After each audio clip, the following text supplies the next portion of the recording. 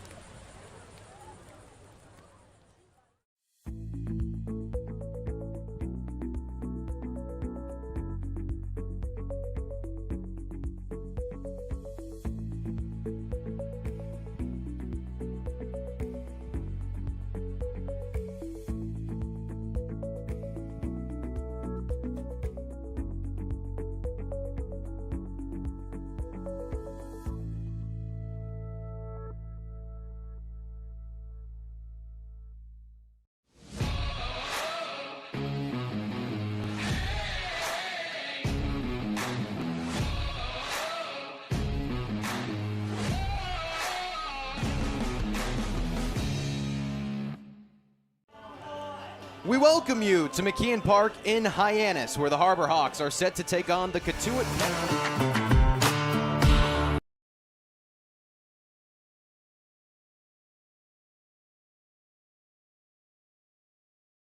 Only 9 points separate them. It's Hyannis and Cotuit on Cape League TV.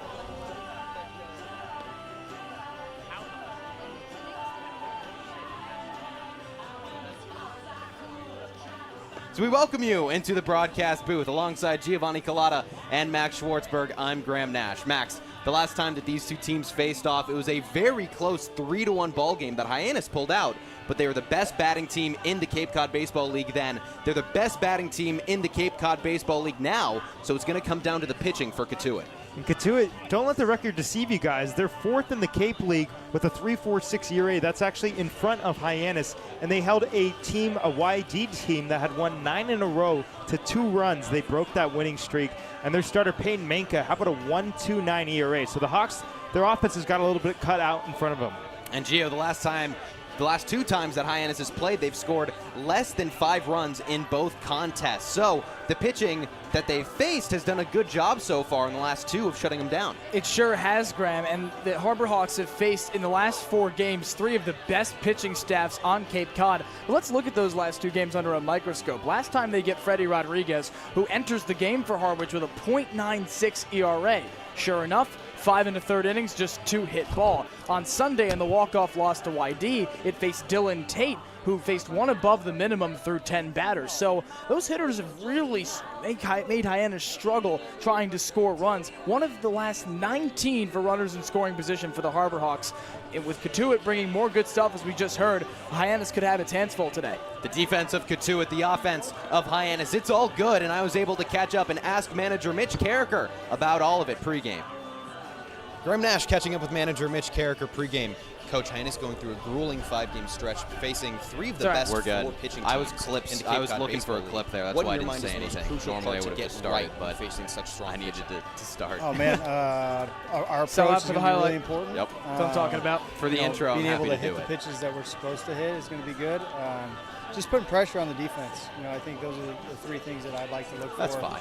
Over this next stretch. That's perfect. Starting with today, Cotuit's playing really well. They had a really good. Wait, game you're going to yesterday, Gio. So I'm looking asking forward to a good Gio show about lengthening. Speaking of And then Cotuit, we're the going last to time the you McKay, faced them, and then you're only asking 3 me. Harbor Yep. Hawks got hits. None of those 3 in the lineup tonight. What's the biggest adjustment you're looking for from the bats from game 1 to game 2? Yeah, I mean, they pitched really, really well. Today's a new day. We'll see what they bring today. Again, like we said, just good approach. When we come back, I'm going to say thanks so much, Graham. Speaking of lineups, you've got Ryan McKay, round 2nd, and then Jason Walk at 8. What are you looking for from Jason Walk in the bottom half of the order tonight? Yeah, I think we're always trying to lengthen out the lineup as much as possible.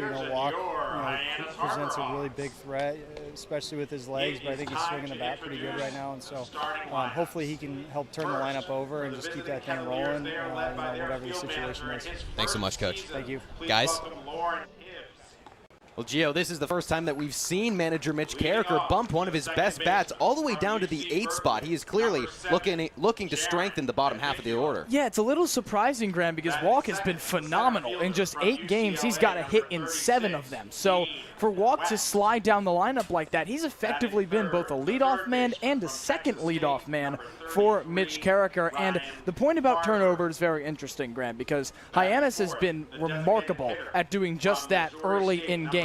In 6 straight games starting on June 17th, the Harbor Hawks flipped the order through 2 innings, and the record was great during that time. The last time they didn't do it was at June 17th against Chatham before this 3-game stretch, where the record is 1 win, 1 loss, 1 tie. So Walk's going to play a big role in Hyannis flipping the order early tonight. One of the other best bats for Hyannis right now has got to be Ryan McKay, and our very own Ethan Wax was able to catch up with him pregame. Here, diamond side, Ethan Wax with second baseman for the Harbor Hawks, Ryan McKay.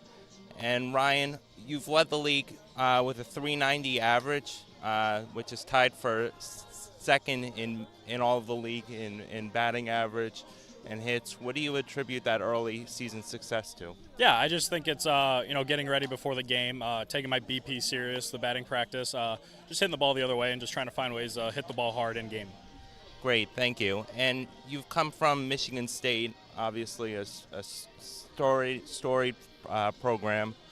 How does that prepare you for the Cape Cod Baseball League? It prepares me well. I have great coaches at Michigan State who prepared me well for the Cape. I knew I was coming here in the last fall. So, I've known it for a while. So just, slowly also keeping that in the back of my mind, I'm going to Cape Cod was what helped me.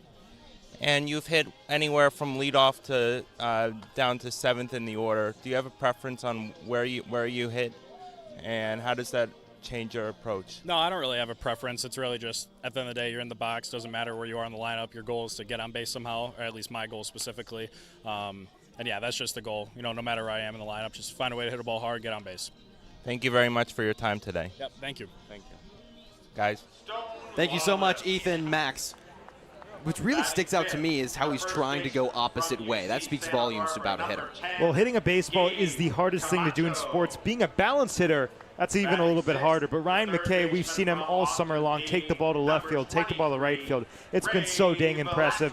We saw the double yesterday to left field. It's just so cool to see how he's really having a balanced approach and trying to make himself versatile and be able to use everything he can. We've got one more interview for you before first pitch. Our Ava Fernandez was able to catch up with pitcher Thomas Crabtree pregame. Take a listen.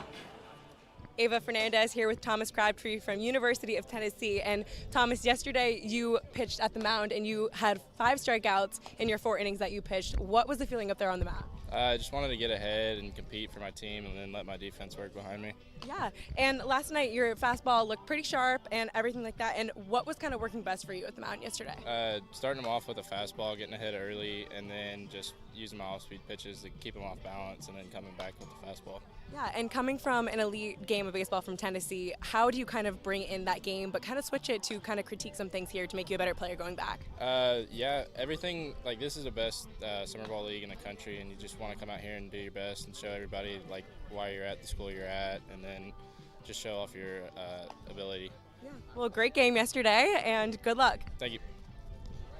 Thank you so much, Ava. We'll be right back for first pitch. Away from the batting cages and out of the bullpen areas. Please throw. I think, Dean, they're allowing you to find your own success and your own true independence.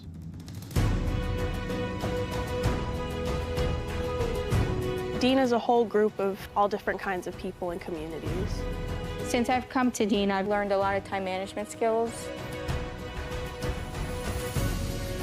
Our community is especially tight-knit, and the majority of our students live on campus. And you are guaranteed 4 years of housing while you attend Dean.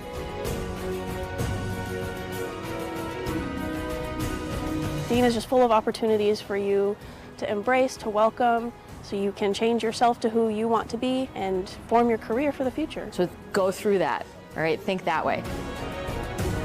Be a bulldog. Have a bulldog mentality in everything you do in life, whether you're playing sports or in the classroom or just socializing around campus.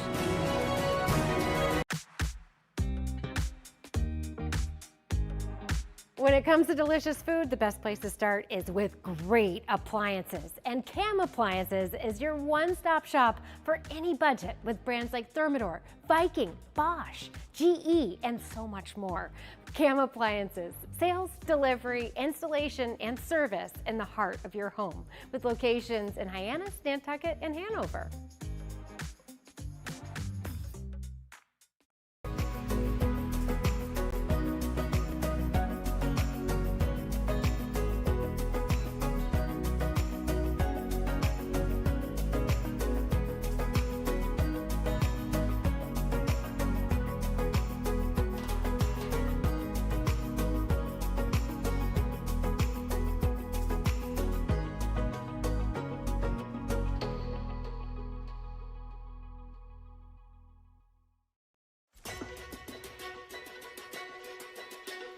So I think, Dean, they're allowing you to find your own success and your own true independence.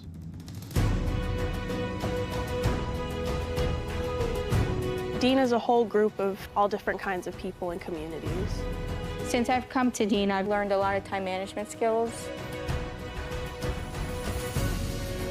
Our community is especially tight-knit, and the majority of our students live on campus. And you are guaranteed 4 years of housing while you attend Dean.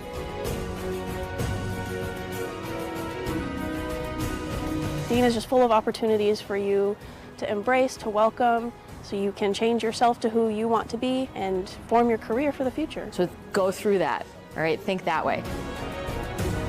Be a bulldog. Have a bulldog mentality in everything you do in life, whether you're playing sports or in the classroom or just socializing around campus.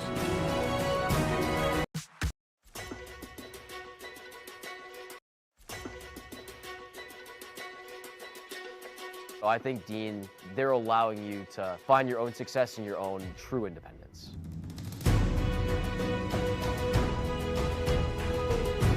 Dean is a whole group of all different kinds of people and communities. Since I've come to Dean, I've learned a lot of time management skills. Our community is especially tight-knit, and the majority of our students live on campus. And you are guaranteed 4 years of housing while you attend Dean.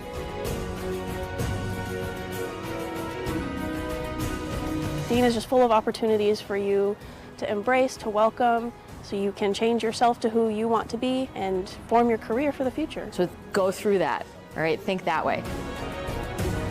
Be a bulldog. Have a bulldog mentality in everything you do in life, whether you're playing sports or in the classroom or just socializing around campus.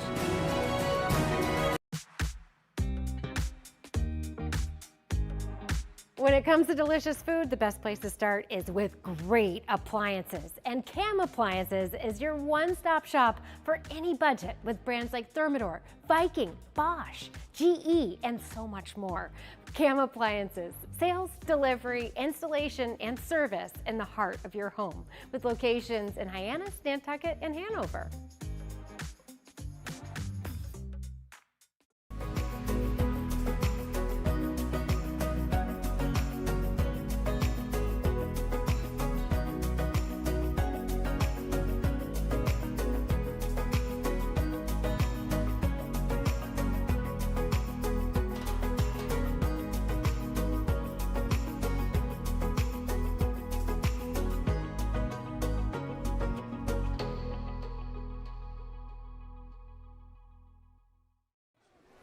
Welcome back to McKeon Park. The Hyannis Harbor Hawks and the Cotuit Kettleers about to face off. Let's run you through the Kettleers batting order as penciled in by manager Lauren Hibbs.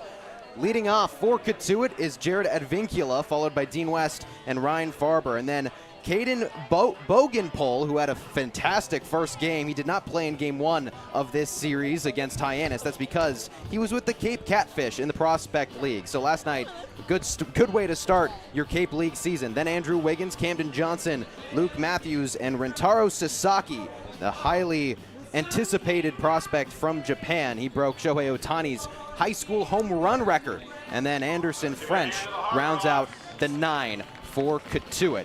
They're going up against a lefty in Brett Landman. Landman making his third appearance of the Cape League season. He's got a 3.0 ERA, and he had a pretty good start against Brewster. 4 hits allowed, only 1 run though, so despite the hits being up there, he's able to reel it in somehow. And that was mostly in the start of those 3 innings, Graham. He was very controlled after an early shelling from a Brewster Whitecaps team that's got a lot of good hitters. He probably will face some very, players on the same caliber as that Brewster team is what I'm trying to say. And Landman's got incredible height. That's got to be an imposing force atop the mound. And that fastball comes in at a max of 93, Graham. He's got a cutter at 87 miles per hour of max speed. So interesting pitch mix for Landman as he throws a curveball in there as well. Go through the defense behind Landman for the Hyannis Harbor Hawks. In the outfield, Matt Mura, Jason Walk, and Andrew Williamson from left to right with Ray Velasquez, Jackson Willits on the left side of the infield, Ryan McKay and Gabe Camacho on the right. And then Stone Lawless catching for Brett Landman, and Charlie Bates will be the DH for manager Mitch Carricker in this ball game. Jared Advincula, he leads off for this Hyannis team, or excuse me, for this Cotuit team going up against Hyannis. A .292 batting average this season. He's played in 11 of Cotuit's games this season. And interestingly, he starts off a sea of lefties for this Cotuit team. Only 1 true righty all the way in the 7-hole for Luke Matthews. So Landman, a lefty, has got a big advantage in this matchup. He sure does, and for Jaron Advincula, though, it'll be a tough start. It's Cape League Hitter of the Year a season ago, an All-Star returning to the Kettleers, and the Cal infielders got very good bat-to-ball skills. All ACC, all Pac-12 first team, and all ACC first team as well at Cal Berkeley. And he's got great plate presence as well for a rising junior. Advincula was 0 for 4 with a walk the first time that these 2 teams played. That was at Cotuit, and now we're at McKeon Park. Hyannis trying to take the 2nd in a row from Cotuit. Landman hits Advincula with the first pitch. And they say it's a foul ball. Looked like, I guess, he got the knob. Well, it looked like Advincula was in some pain, which is why the assumption was that that was a hit by pitch. He certainly sold it well, grimaced in pain afterwards. But now he's down 0-1 instead of taking first. He nails the 2nd pitch back up the middle. Jason Walk can't get there in center. Advincula probably thought he was going over to first base, thought he got hit by a pitch. Instead, he gets a single on the very next pitch he sees. Yeah, and it all works out as it should, right, Graham? That's a great piece of hitting he gets it on, too, to go off the end of the bat and just take that ball in the outside corner. That's a very difficult spot to hit for a lefty. You've got to really get it on that upper part of the bat. And a great piece of hitting to start the game. Brings up the center fielder for Cotuit and Dean West.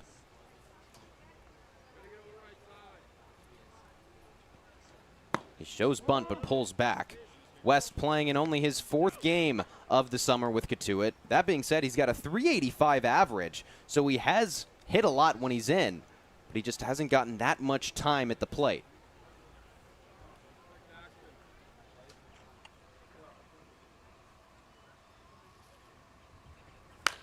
Fouls one off down the left field line. Matt Mura can't give it chase. Max, what does that do for a hitter, a very good hitter, clearly, when can't get consistent reps? I mean, it's tough because you want to get into the swing of things, but when you're not able to swing the bat constantly, meaning you're not in the lineup every day, it really comes down to utilizing live ABs in practice, because that's when you're facing live pitching, even if it's not the actual game, and it's your one opportunity to be able to see kind of game speed pitches. 1-1. Just outside. West, a rising junior at UCLA. From Woodland Hills, California.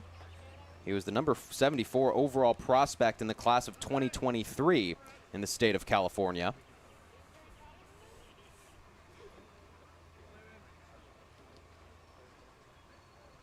Landman finds the bottom of the zone for a strike. Brett Landman, in his 2 starts, he's allowed 5 hits and a walk with 6 strikeouts his first time through the Bourne and Brewster lineups. So he gets a lot of swing and misses, but a lot of hits as well. 2-2, away.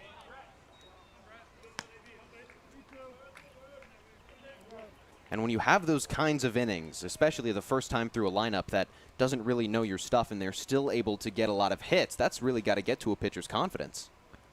If you can't start strong, it's a really tough way to get out of it. It almost feels as if you're digging yourself out of a hole the whole game. Payoff fouled right back at us. Fans, you can keep that foul ball. And then it makes it equally as hard, even harder the second time through, because they've already seen they've got one at bat under their belt against you, which could be why we've only seen Landman go for 3 innings and not longer.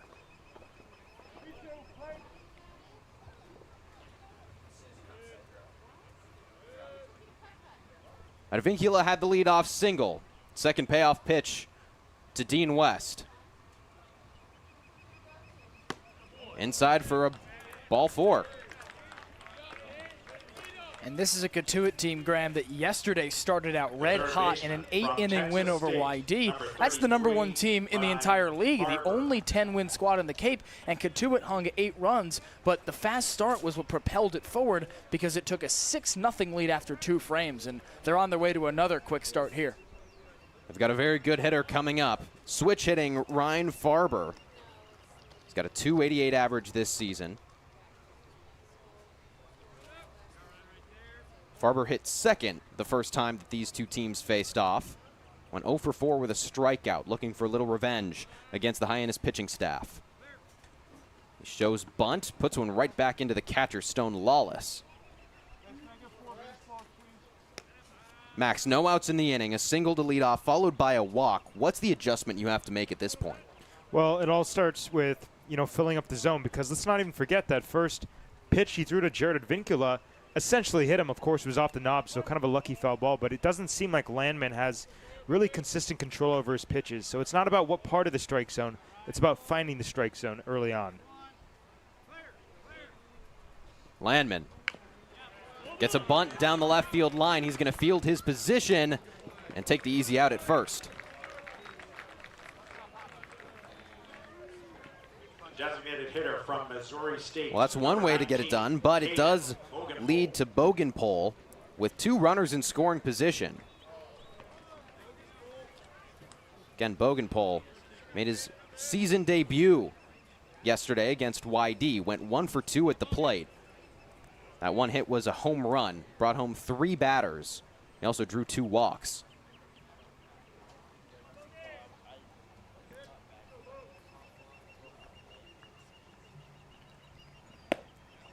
Lays off on a pitch that just catches the zone. Bogenpole, a rising junior at Missouri State, had a 296 average his sophomore season, 293 his freshman season. Played in 56 games as a freshman, 54 as a sophomore. 0-1. Bounces in and gets past Lawless. Advincula comes home and Dean West goes to third. Just like that, Cotuit's on the board.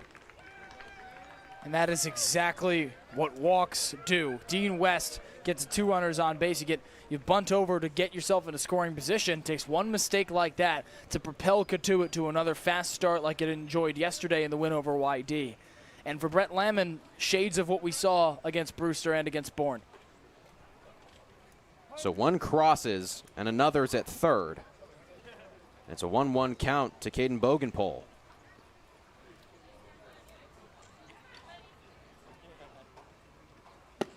Bogenpole lays off. It feels like Landman is really missed outside over towards the righty's box. Yeah, it just seems like he doesn't have command over that entire part of the strike zone, and especially up and in. We've seen a couple miss that ball 4 to Dean West. 2-1 is high.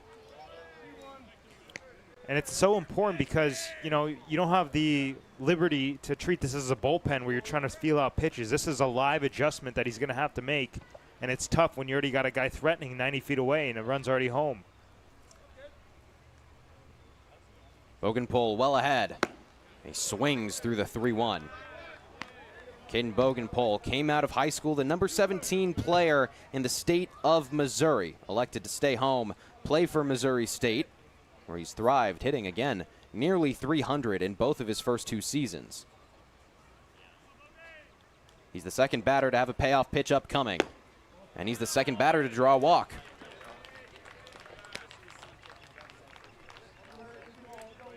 just looks like Landman is totally out of sorts. Number 13, Andrew Wiggins. And he tried to go back to that outside corner where we've seen some leniency from Robert Melns behind the plate. A couple calls, at least 2 so far, that the Cotuit batters didn't like. He did get one of the strike calls in that Caden Bogan pulled at bat in there, the first strike of the at bat, and he tries to go back to it with 3 balls, and unfortunately for the Harbor Hawks, he misses outside. Brings up Andrew Wiggins, a hard-hitting lefty from Indiana. He takes a ball. It's certainly something awry with Landman. He only walked 2 batters in the entire 3 innings he pitched against Brewster last time out. So he definitely looks rattled and will need to settle in here with more danger along the base pass for the Kettleers. And he didn't walk any against Bourne in his first start. 1-0. Just catches inside. And he's got the stuff to quell bad starts, Graham, because he pitched a complete game, a 103-pitch complete game against Grand Canyon on March 22nd. And this is a former Western Athletic Conference Pitcher of the Year, so he's got the stuff to settle down. Wiggins takes a ball outside. Wiggins does not swing and expand the zone a lot. He's very good at being patient, so Landman is going to have to find the zone if he wants to even get Wiggins to put something in play. But Max, when you see something like this, a guy that doesn't walk a lot, all of a sudden putting up 2 in his first 4 batters, does that scream maybe technique a little bit off in this showing? Yeah, something mechanical is off. There's that cutter right there. And I like this movement. It's not as sharp as a slider, but it starts right down the middle, then it ends right on the outside corner. And you can see it got him way out in front because the cutter's just a little bit slower than the fastball. He cues it off the end of the bat. Wouldn't be surprised if he goes back to it right here. Last time Wiggins played Hyannis, he was batting in the 9 spot. This time he nails one to center. Jason Walk makes the catch. Runner comes in from third. Dean West will get there standing. Well, another day, another 2-run first inning from Cotuit. Last night against YD was a couple of singles, that RBI singles that brought the 2 runs across for Cotuit, who eventually went up 8-0, Graham. Hopefully the same fate doesn't spell Brett Landman and Hyannis, but a couple of fast starts for Cotuit. And if you're trying to rectify a 4-9-1 record, dead last in the West Division with Bourne, it's a good way to go about it. Hyannis has been so good at scoring in the first innings, the first 3, their last couple games, but they didn't against YD. They were able to get some and still just couldn't quite pick out the win. First pitch strike to Camden Johnson.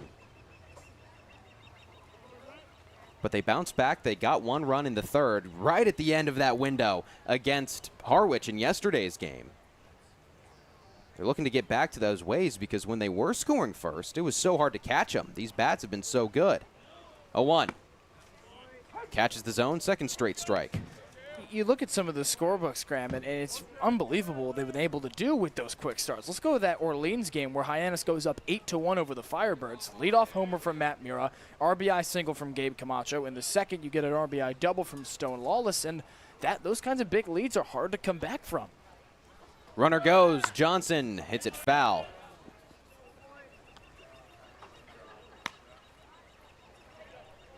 Camden Johnson, .235 average this season across 14 games.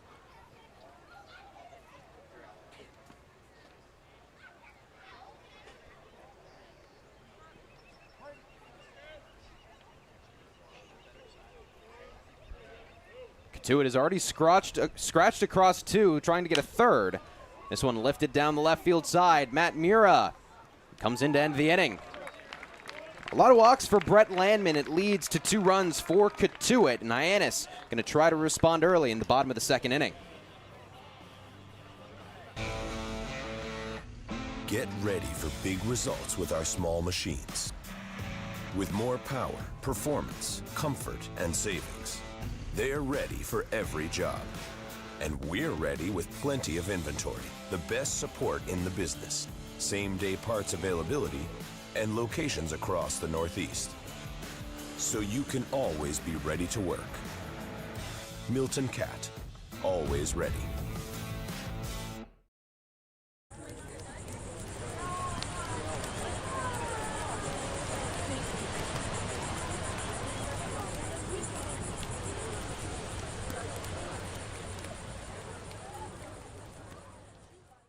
If you can dream it, if you can cruise in it, if you can summer in it, fish from it, or take it for a day at the beach, we can protect it.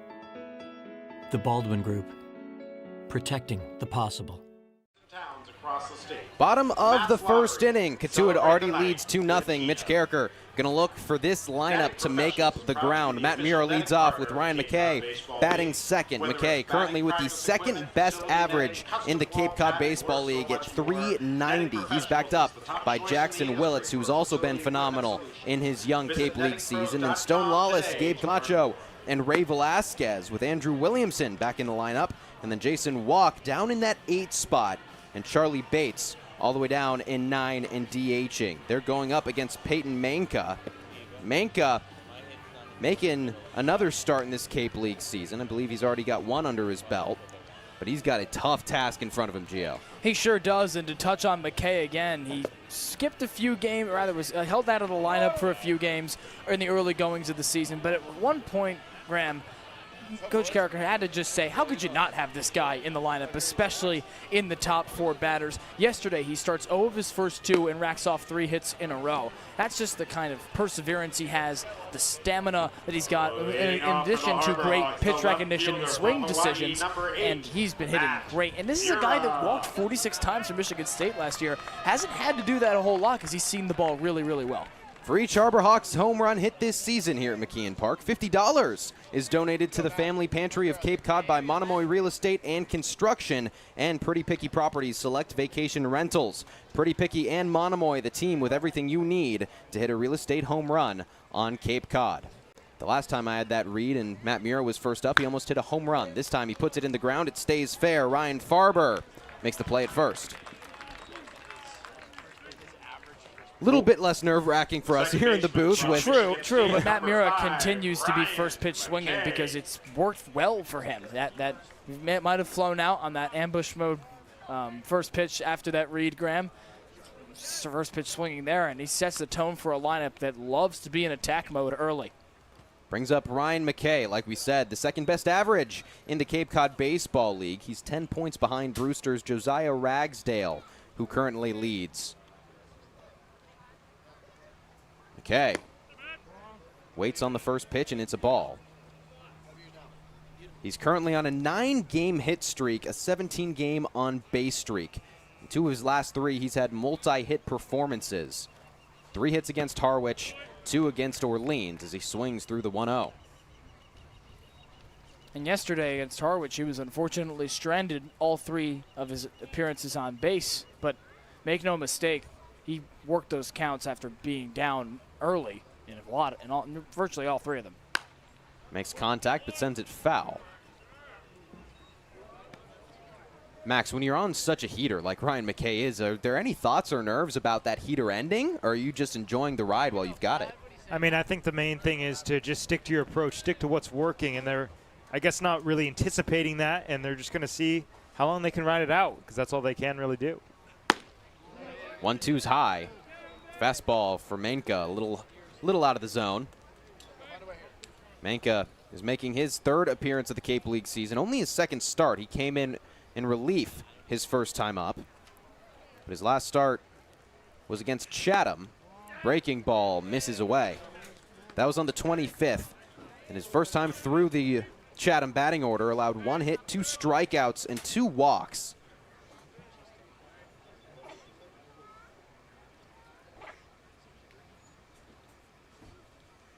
Payoff for McKay. Cues it foul. And that's what he's so good at. Yes, he can hit for power. Yes, he's got unbelievable speed, but he can battle in a count as well as anybody. Plate protection. It's why he worked 46 walks to lead Michigan State last spring. Stay alive when you're in 3-ball counts or when you've got 2 strikes against you. 3-2. Hit down the right side. Andrew Wiggins perfectly in position to make the 2nd out. Well, it was smoked, and McKay a little bat toss. You know he crushed it, but unfortunately for him, topspin on that ball. And that's what kept it down for Andrew Wiggins. There's really no wind today. If anything, blowing a little bit towards left field. So that's not going to help those lefties trying to pull. We talked about how there's a lot of lefties for Cotuit. All but one can hit from the left side. Hyannis very similar. Matt Mura and Ray Velasquez, the only natural righties. Also 2 switch hitters, starting with Jackson Willits, who takes a ball. Talk about a guy with plate discipline. This is the league's leader in walk. We're one of the league leaders in walks right here. 12 through 8 games. Unbelievable. He did not play yesterday for Hyannis. 1-0. He nails it down the left field line. Camden Johnson at the track, at the wall. It's gone!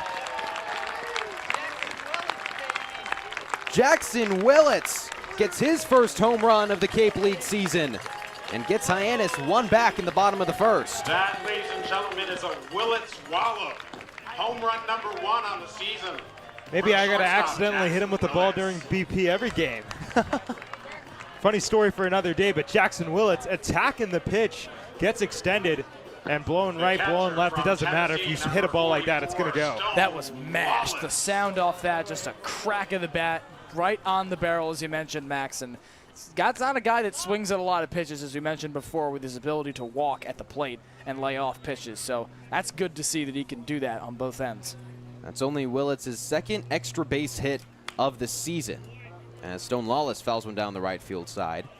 Had a double on the 28th of June against Falmouth, and that home run gets him all the way around.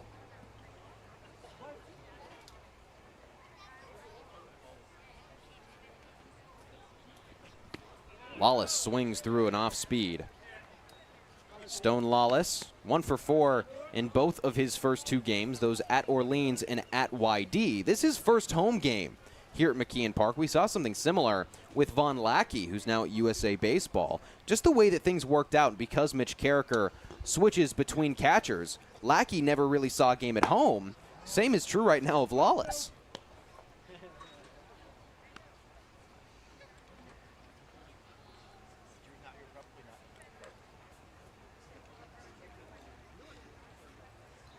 Lawless had a .288 average in 2025 with Tennessee, his first year playing ball. And he takes the 1-2 low. Last time he played in a summer league season, only played 5 games for Kingsport. Had a .214 average, worked 3 walks. Trying to have a little bit more longevity here with the Harbor Hawks.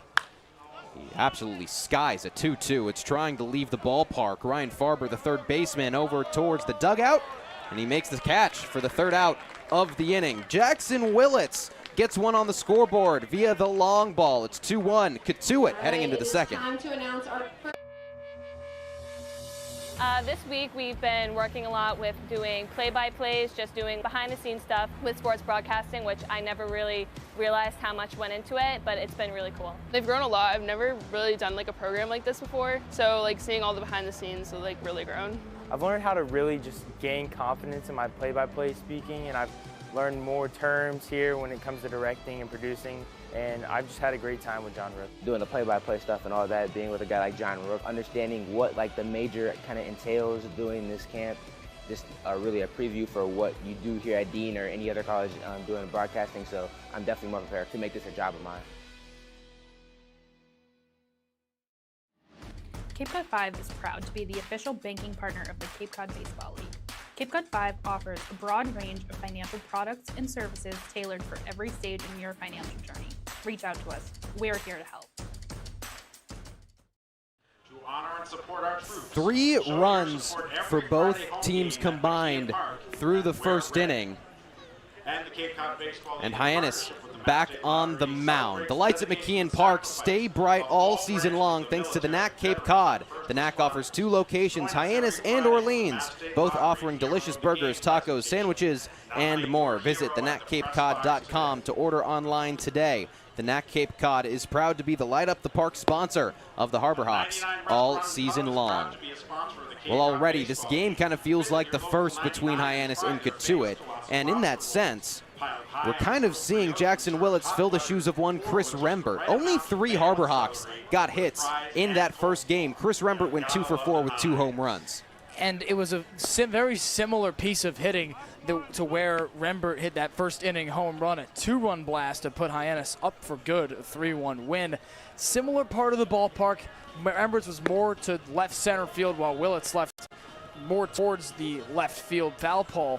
And but again, similar pitches, jump on breaking balls, and absolutely mash them as well. 390-foot dinger for Jackson Willits at a 32-degree launch angle, well above that 29.6 that, Max, you say is the ideal launch angle for a home run. And Willits absolutely torches the first pitch, just like his former teammate Chris Rembert. Well, Cotuit got 2 in the top of the first, as Luke Matthews takes a strike, but it looked a whole lot different. Jared Advincula led off with a single, but then 2 walks for Brett Landman. So now we get the age-old question, Max, of can he respond? How does he settle in? A 1 is away. And it really just looks like his command hasn't been there. That's going to need to be what changes.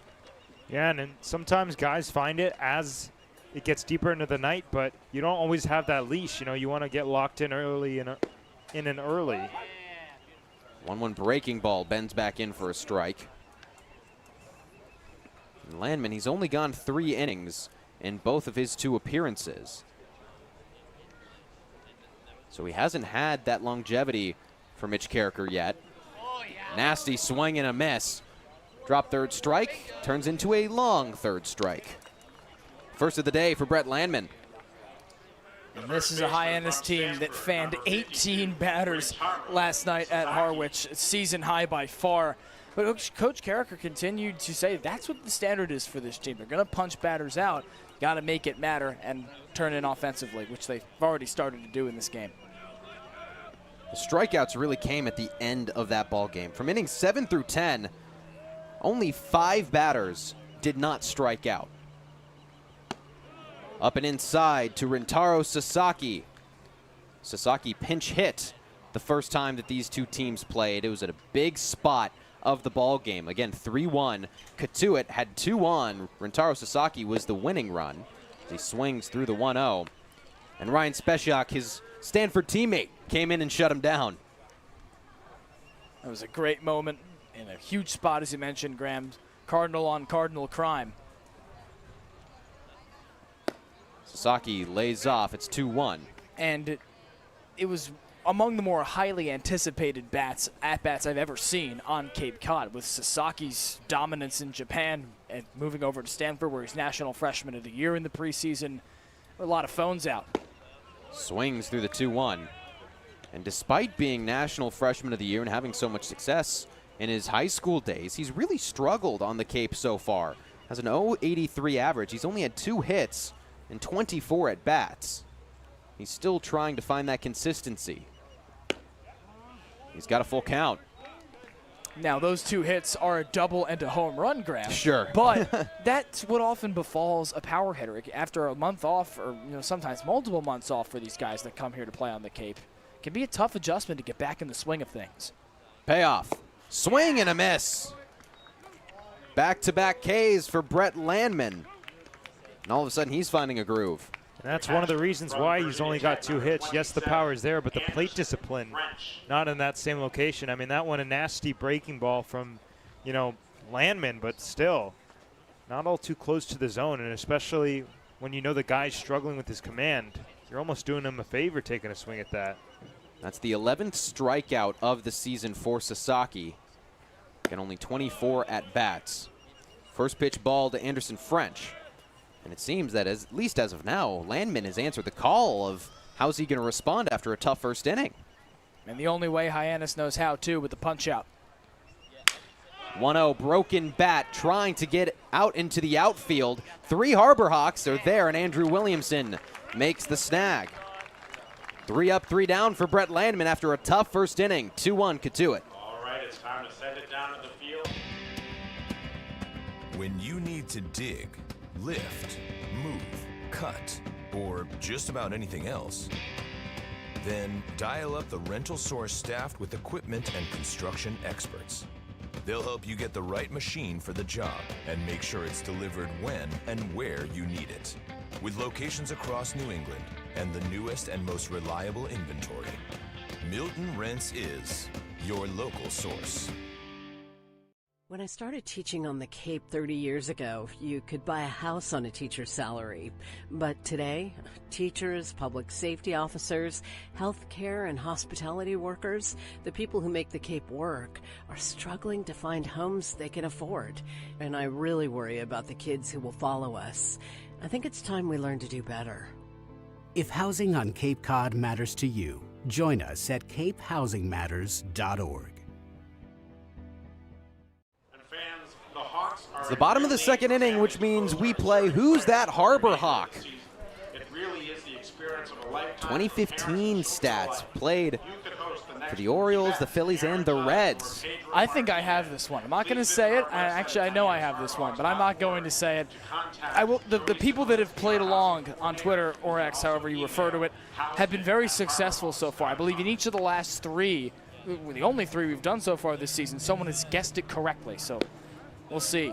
Max, do you have any thoughts? I think I have an idea of it. You should know this, Graham. You were just at a Cincinnati Reds game. I was. And I still don't really. Gabe Camacho, Ray Velasquez, and Andrew Williamson due up for Hyannis in the bottom of the second. It was a relatively quick inning for Peyton Manka in the bottom of the first. It just Jackson Willits had that huge home run that he snuck in there. That's kind of what we saw yesterday with Freddie Rodriguez of Harwich. You 5 1/3 of 2-hit ball. One of those 2 hits, a Hayden Federico solo shot that put Hyannis ahead. One miss can torch you on the scoreboard. Camacho takes a strike on a breaking ball. Gabe Camacho got a .263 average across 5 games. He was on an 8-game hit streak and an 8-game on base streak. That was cut off against Falmouth on the 28th. Time he makes contact, sends it into right field. That's going to be down for a base hit.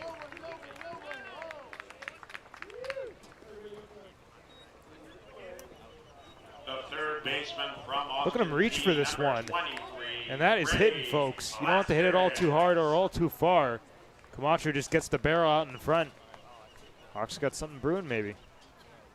He was so highly anticipated because he waited for a couple of weeks before actually getting to play here at Hyannis, with Miles Bailey getting the majority of first-team reps at first base. He's got such power. We were gawking at it in batting practice even today. First pitch in for a strike to Ray Velasquez. The last time that these two teams faced off, Hyannis leadoff hitters were 0 for 8, 3 strikeouts and 1 walk. Gabe Camacho, at least changing that up for now.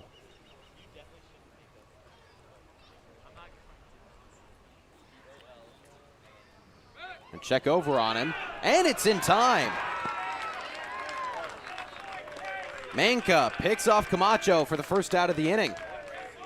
And this is great collaboration between Manka and first baseman Rentaro Sasaki. It was shaded a bit to the corner of that bag. Obviously, that's where you play, but Camacho had a foot too far on the lead, Graham, and a late dive back as well. Good communication from Sasaki to Manka atop the bump. Breaking ball misses. That's the second or third time now where we've seen the Harbor Hawks get picked off over at first. Just not expecting it, or just a little too quick? It's because it's a really good move from the lefty. And the rule is you can't have all your momentum coming home to the plate. It's got to be at least 50-50 before you pick off to the first base bag. And Camacho, you could see he was leaning the wrong way and got tricked up. Ray Velasquez did not get a hit in either of his last 2. 0 for 3 against YD, 0 for 4 at Harwich. And he's got a 2-2 count. He's 1 for his last 10. That stretches back to the 28th at home against Falmouth. He's really struggled. He was a guy that we coined one of the most consistent for Hyannis early in the season, and now he's just gone cold. Average just shy of 400 through 5 games. And it just feels like, Graham, we said this last night, but we'll reiterate that he hasn't seen the ball like he used to. Swing looks the same. Maybe I don't know how it feels for him, but looks the same. He just seems to be guessing wrong. He's now got a .239 average. And a payoff pitch upcoming. Lifts it down the right field side. Andrew Wiggins back to the warning track, but he's got room.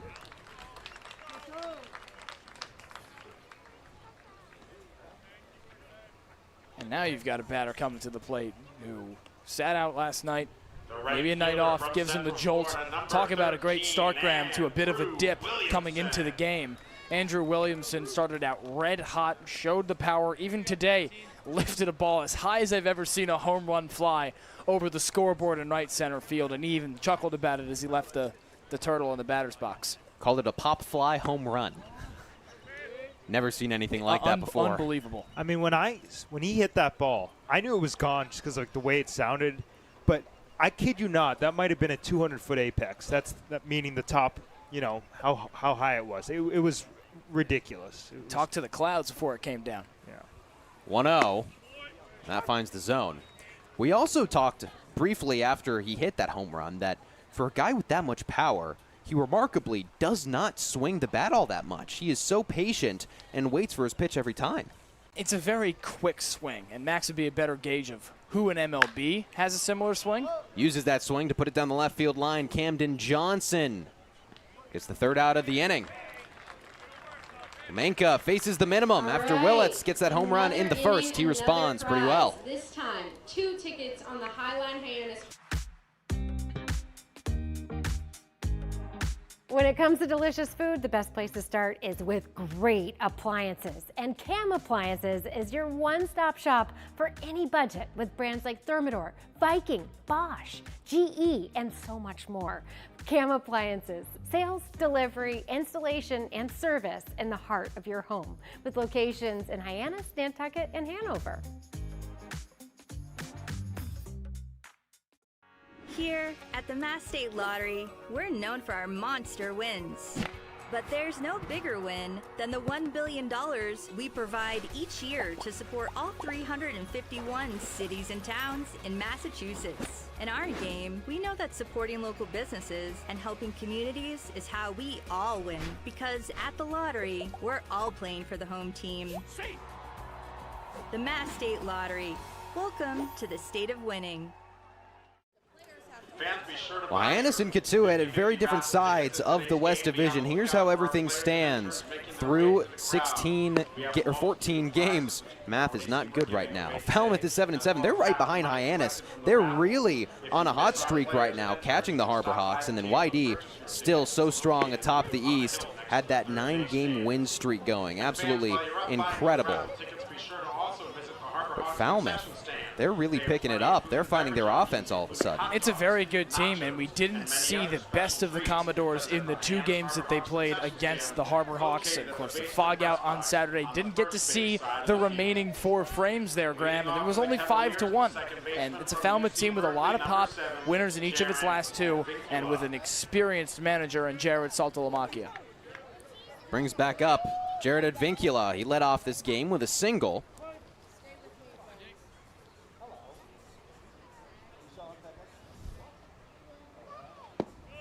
Takes a ball.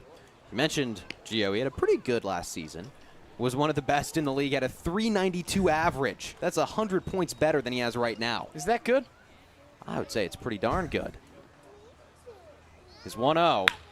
Ripped down the right field line and down in front of Andrew Williamson. Advincula going to turn it for 2. Williamson's got a cannon. The throw, not in time. And Mitch Carricker, the manager for Hyannis, not too happy about the call. The throw was beautiful. It was bang, bang the entire way. Well, look at the way that Williamson gets it in the right field corner. He keeps his momentum still going in the direction of second base. It's so impressive. I mean, we obviously don't have a better view than the umpire at second base, Carl Rodriguez, but from here it looked like, I mean, at the very least, the throw beat him. Did the tag beat him? I don't know. And I have a hard time believing they're going to be able to change this, and they won't. Andrew Williamson gunned out a batter against Brewster in the 5th inning of the loss to the Whitecaps on June 25th. It's a red light all the way in right field, and Advincula, one of the more experienced hitters on both sides, along with Jackson Willits, I'd say, for Hyannis, a couple of Cape League All-Star returners. And he's got the speed to stretch the double, but you can't go on Williamson virtually unless you're Jaron Advincula. Dean West takes a ball. Andrew Williamson putting his foot down as a guy that you do not want to try to turn two against. If he's in good position, which he really was, like you said, Max, he got that gloved in a perfect spot where he could just plant his foot and launch it. And it flew right into the glove of Jackson Willits, the shortstop. 1-0, crack to the right side. Williamson is there for that out.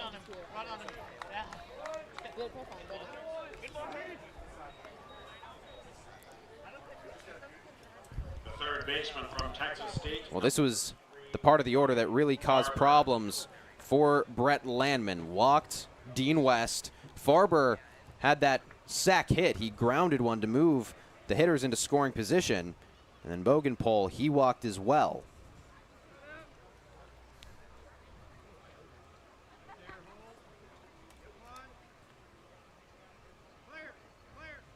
Runner goes on the first pitch. Lawless tries to get him down, and he does.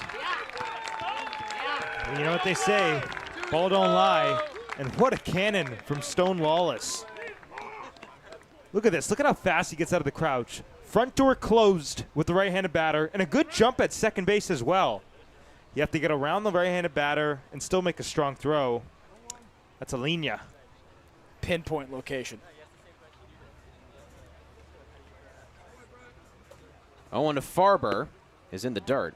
And like you said, Max, with a righty in there, that's a nearly, not impossible throw because we just saw it, but a very difficult throw to make. And Lawless did it pretty effortlessly. And that's why you usually see third base, stolen base attempts to third base with right-handed hitters. 1-1 locates. And that may be a little ball don't lie moment. Such a difficult play to make, and yet Lawless made it look easy.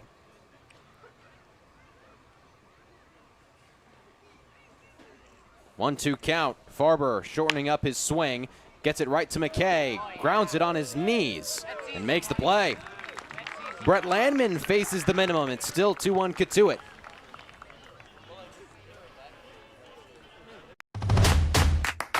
This will be your college. This will be your home. This is where you will join a community that supports you, cares about you, pushes you, cheers you on, challenges you, inspires you, helps you reach your dreams. Open your eyes to opportunity and your mind to possibility. Your future begins here. Make a difference. Leave your mark. Break the mold. Be a leader. Achieve unimagined heights. Believe in yourself. Make lifelong friends. This is your time. Your place. Your home. Your Dean. It all starts here at Dean College.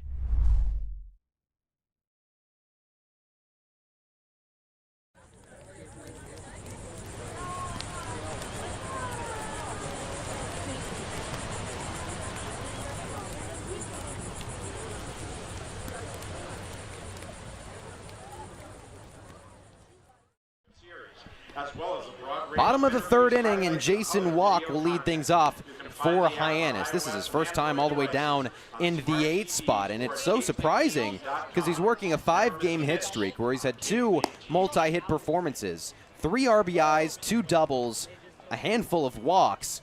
So for him to move all the way down to 8 is really surprising. But he gets to do exactly what Mitch Carricker wants him to do, and that's flip the order early. Hyannis failed to do it through 2 innings for the 4th straight game, Graham, and unfortunately the record is kind of correlated with that, but prior to this 4-game stretch, Hyannis flipped the order through 2 innings in 6 consecutive games and surged to the top of the West Division. And Walk has got some great legs across the base paths that we heard Mitch Carricker say pregame. He's 2 of 4 stealing bases, but each successful stolen base has come in those last 3 games he's played. So if he gets on base here, definitely a candidate to swipe that bag.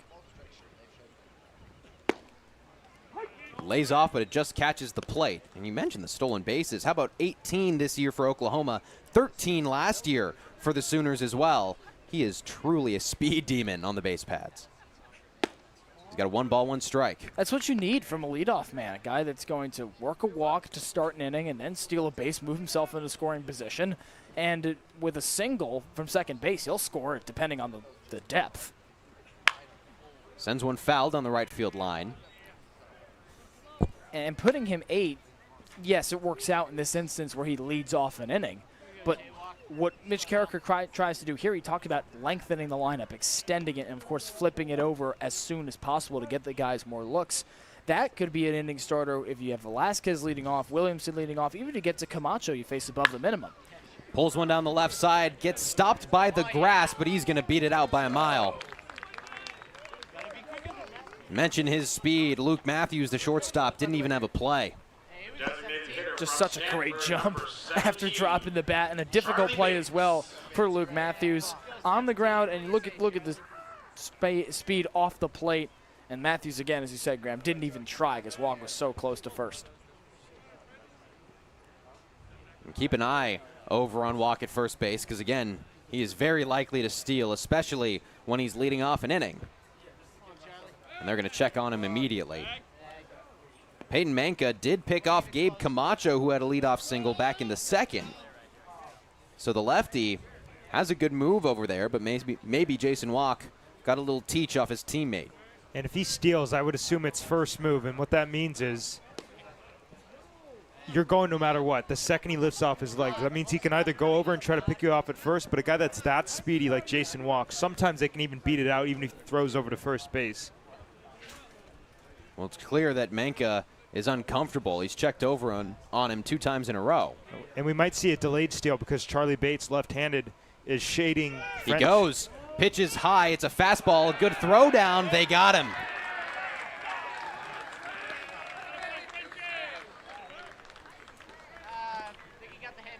Well, there it is. First move and an impressive throw down. You got to tip your cap to Anderson French behind the plate. And Walk shaded a bit to the right corner of the bag. Of course, still along the base pass, but he tried to stretch that left hand right onto the corner of the bag. Difficult to get to from there, especially with a throw that accurate. It felt like Manka saw it coming the entire time because he threw that high fastball that got to the plate so quickly because it was so high. French was already well out of his crouch by the time that he was making the transfer. Just a beautiful play for Cotuit defense all around. Both of these catchers have put on incredible throws to start. Now 2 runners caught stealing in each of the last 2 frames. And Manka up 1-2 against Charlie Bates.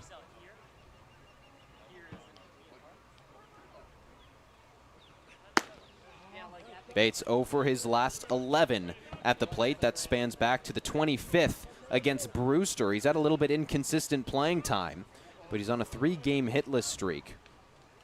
And 8 strikeouts out of those 11 ABs. Reaches out, makes contact down the left field line. Third baseman Ryan Farber makes the catch. It's not like Bates isn't putting in the work. He was the first player here today, and him and Sean Riley took some early BP reps in the batting cage prior to the rest of the team arriving. And for Bates, remember, it takes 1 swing, it takes 1 walk, it takes 1 appearance on the base paths to shake a struggle like that. He started out pretty well, went 2 for 5 against Cotuit in his 3rd game of the season, as Matt Mura comes back up to the plate for Hyannis. Swings to the first pitch again, and this time it's a base hit. The ambush tactic still working well for Matt Mura. He's only seen 2 pitches tonight. First pitch ground out to start the game, and now a first pitch single in the 3rd for Mura. Might have tried to stretch it to 2 if it was a bit deeper. He also stumbled as he rounded first base, so chugged in there and was content with his 2-out single. With that swing, Mura extends a hit streak and an on-base streak to 4 straight. He was on a 28-game on-base streak that started during the final games of his season with Hawaii. As McKay swings through a breaking ball. In your experience, Max, do players know when they're on that good of a hit streak or on-base streak, or do they just lose track? I mean, it depends on the guy. Some guys don't even want to know what their batting average is. They don't want to ever know any of the stats. They don't want to look up towards the scoreboard. 0-1 hit softly to Luke Matthews, and he beats McKay over to first. Jason Walk and Matt Mura get singles, but Hyannis can't do any damage. Still 2-1 Cotuit heading into the 4th. Anywhere charcoal grill, a Hawks cool.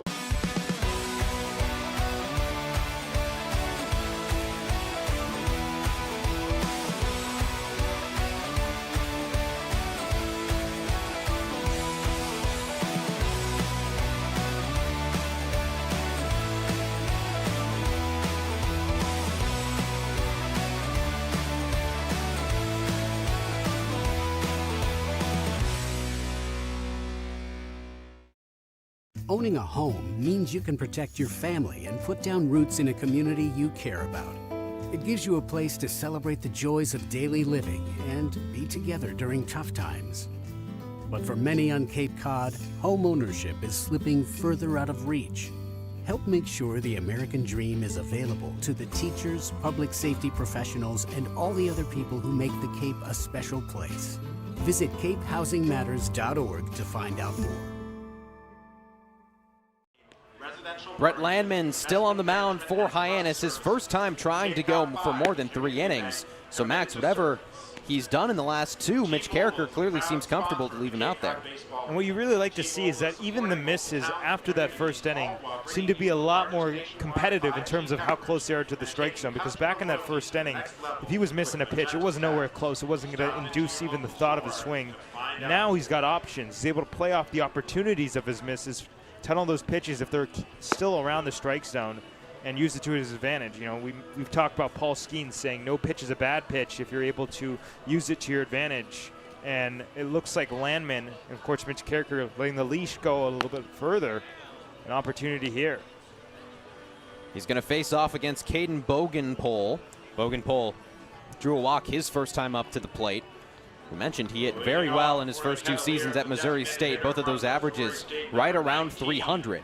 He also drew a combined 108 walks over those 2 seasons. That is phenomenal. Wow. Incredible stuff.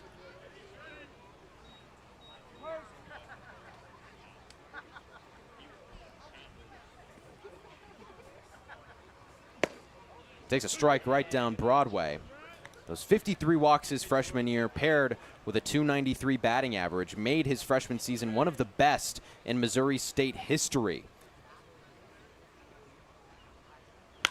He makes contact with the 0-1. It's curling foul. A couple Harbor Hawks over. Ray Velasquez makes the basket catch.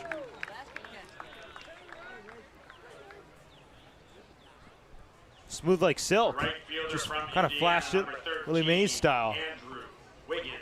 And just to finish that thought on Bogenpole, because I said he's had one of the best seasons in MSU history, I don't want to just leave it there. He broke Ryan Howard's home run record. His freshman season, 20 home runs. Backed it up with 13 as a sophomore in 2025.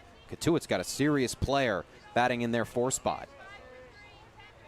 Wiggins swings through the first pitch. And he contributed right away coming up from the Cape Catfish Scram. Hits a 3-run home run in the 2nd inning of that win yesterday at YD with an 8-2 win. Wiggins back-to-back strikes. For a Cotuit team that struggled to hit before this recent stretch of games, they only got 4 wins to 9 losses in that one tie, bottom of the West Division. He could be just what they need. That one bounces in. And there's one of those uncompetitive misses. And if you're Landman, you have to keep your confidence high, because that's only the first one of the inning. He didn't have a single one of those back in the 3rd inning. Might have just slipped out of the hands or something of that caliber, but go right back at Wiggins.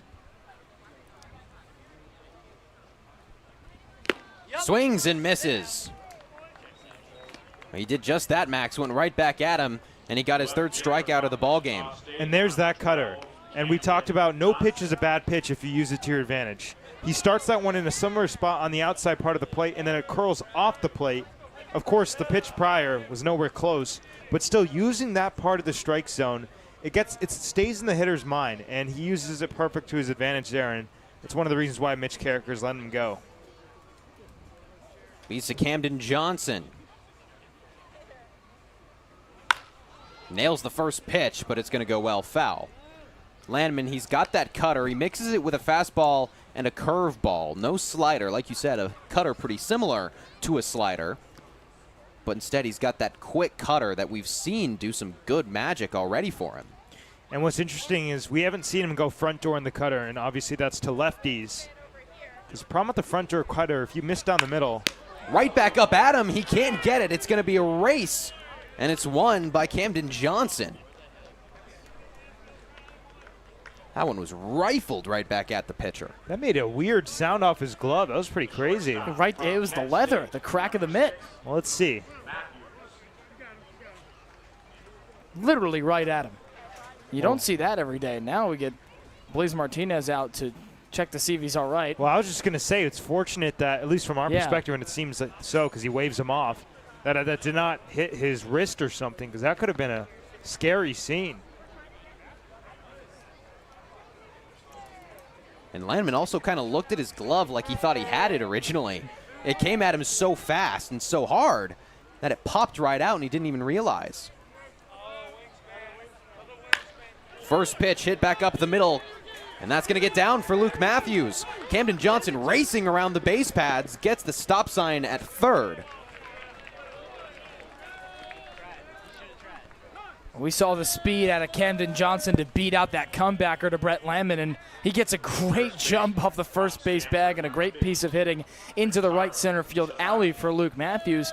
Jason Walk gets to it quickly, and ultimately cut off, but he probably holds Johnson at third base with his speed and that jump. And we got to give credit where it's due. Jason Walk did an excellent job of making sure his momentum was staying towards the infield. We saw that with Andrew Williamson when we thought he threw out Jared Vincula at second base.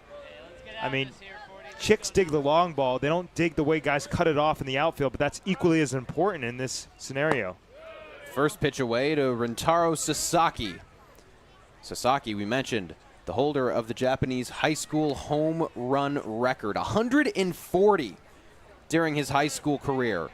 Same high school that Shohei Ohtani attended. Runner goes on the 1-0, and as expected, Lawless not even going to try. Just can't risk that, especially with 2 outs. It's unfortunate that Landman's down in the count, but with a man on third, that ball gets into center field. It's a third run for Cotuit.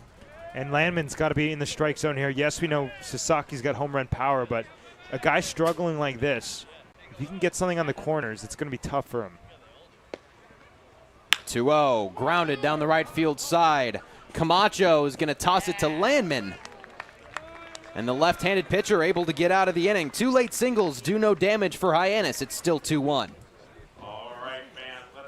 Here at the Mass State Lottery, we know there's no bigger win than the $1 billion we provide each year to support all 351 cities and towns in Massachusetts. Now that's how we all win. The Mass State Lottery. Welcome to the state of winning. This week we've been working a lot with doing play-by-plays, just doing behind-the-scenes stuff with sports broadcasting, which I never really realized how much went into it, but it's been really cool. They've grown a lot. I've never really done like a program like this before, so like seeing all the behind-the-scenes has like really grown. I've learned how to really just gain confidence in my play-by-play speaking, and I've learned more terms here when it comes to directing and producing, and I've just had a great time with John Rook. Doing the play-by-play stuff and all that, being with a guy like John Rook, understanding what like the major kind of entails doing this camp, just really a preview for what you do here at Dean or any other college doing broadcasting, so I'm definitely more prepared to make this a job of mine.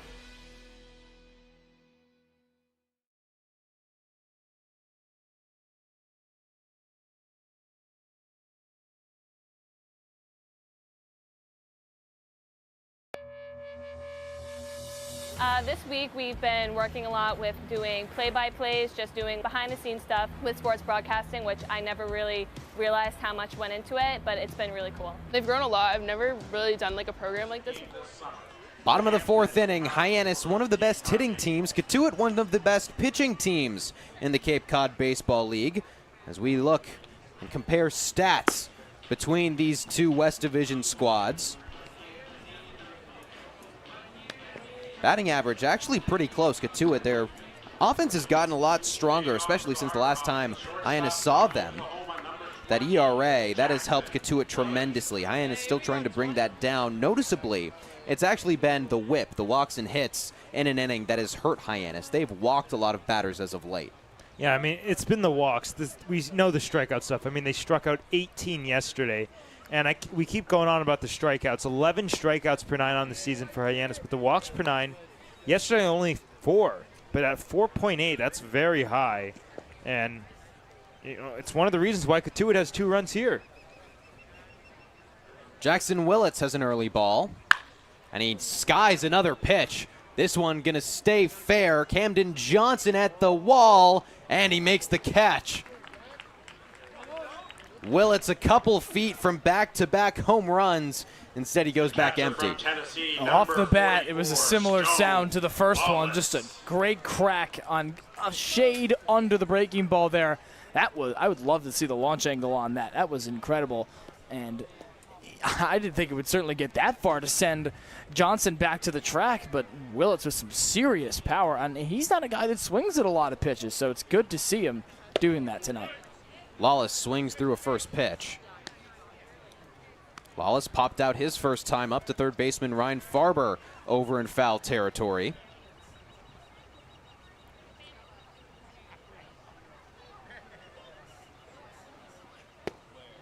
And he's got a ball. Lawless, Camacho, and Velasquez. This feels like a very important three of the order. We know that they all have a lot of talent at the plate, but if they don't get it, if they aren't able to use it, then it's going to be hard for the rest of the order to keep momentum. 1-1, the curve just misses. And 3 power hitters as well. We saw Jackson Willits display the power tonight with that first inning home run, but Stone Lawless has left the yard this year. Camacho, we talk about him in batting practice, it seems like every game, and Velasquez had a consistent start to the season, averaged just under 400. Lawless fights one down the right side. Andrew Wiggins originally went back, now he dives, and he made the catch. Andrew Wiggins, some magic in the outfield, and 2 away. I mean, they teach you to start back, but he completely misjudged this ball. He took about 2 steps back, and 10 out of 10 on the recovery. It's not about how you start, Max. It's about how you finish. Just like how we finish each other's sentences. I feel like I'm in a Frozen movie. Gabe Camacho comes up to the plate from the left side. Frozen? Oh, I know what you're talking about when Elsa's sister wants to get married to that guy who's bad news. There we go. And a slow burner. It was a slow burner. Dude, I actually remember 2013 watching that movie, and I was like, 1-0 ripped down the right field side. Camacho's got 2 singles in 2 plate appearances. And I'm a big Disney guy. I don't know if Frozen's Pixar, but after coming out of that movie, I was like, what is all the hype about? That was just I don't know. There's been better Disney productions. Ooh. I Fighting words. Think about that, yeah. Better Disney production. I'm a big Toy Story guy. Ah, classic. There you go. That is a classic. Ray Velasquez, 0 for 1 on the day with a fly out. And he sees a strike. It's the Tom Hanks crash out. You are a toy! It's a buzz. Gets me every time. Last time at Cotuit, the last time these 2 teams played, Ray Velasquez was 0 for 4. That was what ended his hit streak that he had going. It was a 5-game hit streak with 2 multi-hit performances over his first 5 games. Then went 0 for 4 at Cotuit, followed by an 0 for 5 performance at Chatham. And since then, he's only had 4 hits, 1 multi-hit performance at Orleans when he went 2 for 3. He swings through the 1-1. And he's really struggled with strikeouts, Graham, and that helps him, or that plays into, rather, him not seeing the ball as well as he once did. Up to 12 strikeouts entering yesterday's game. And so for Velasquez, it's just going to come down to contact. Can he make it?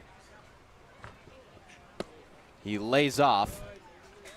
It's a 2-2 count to Ray Velasquez, as we've got a pitcher warming up in each of the bullpens, a lefty for the Harbor Hawks and a righty for Cotuit. As we mentioned, a lot of left-handers in both of these batting orders.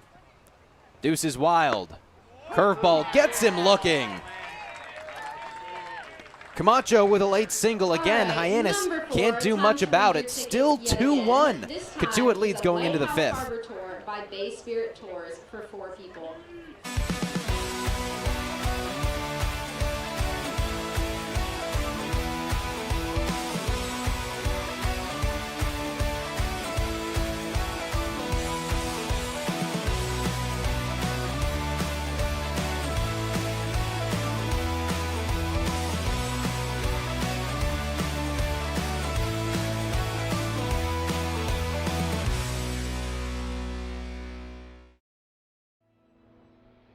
Your future begins at Dean College. Make a difference. Leave your mark. Break the mold. Be a leader. Achieve unimagined heights. Believe in yourself. Make lifelong friends. This is your time. Your place. Your home. Your Dean. It all starts here at Dean College.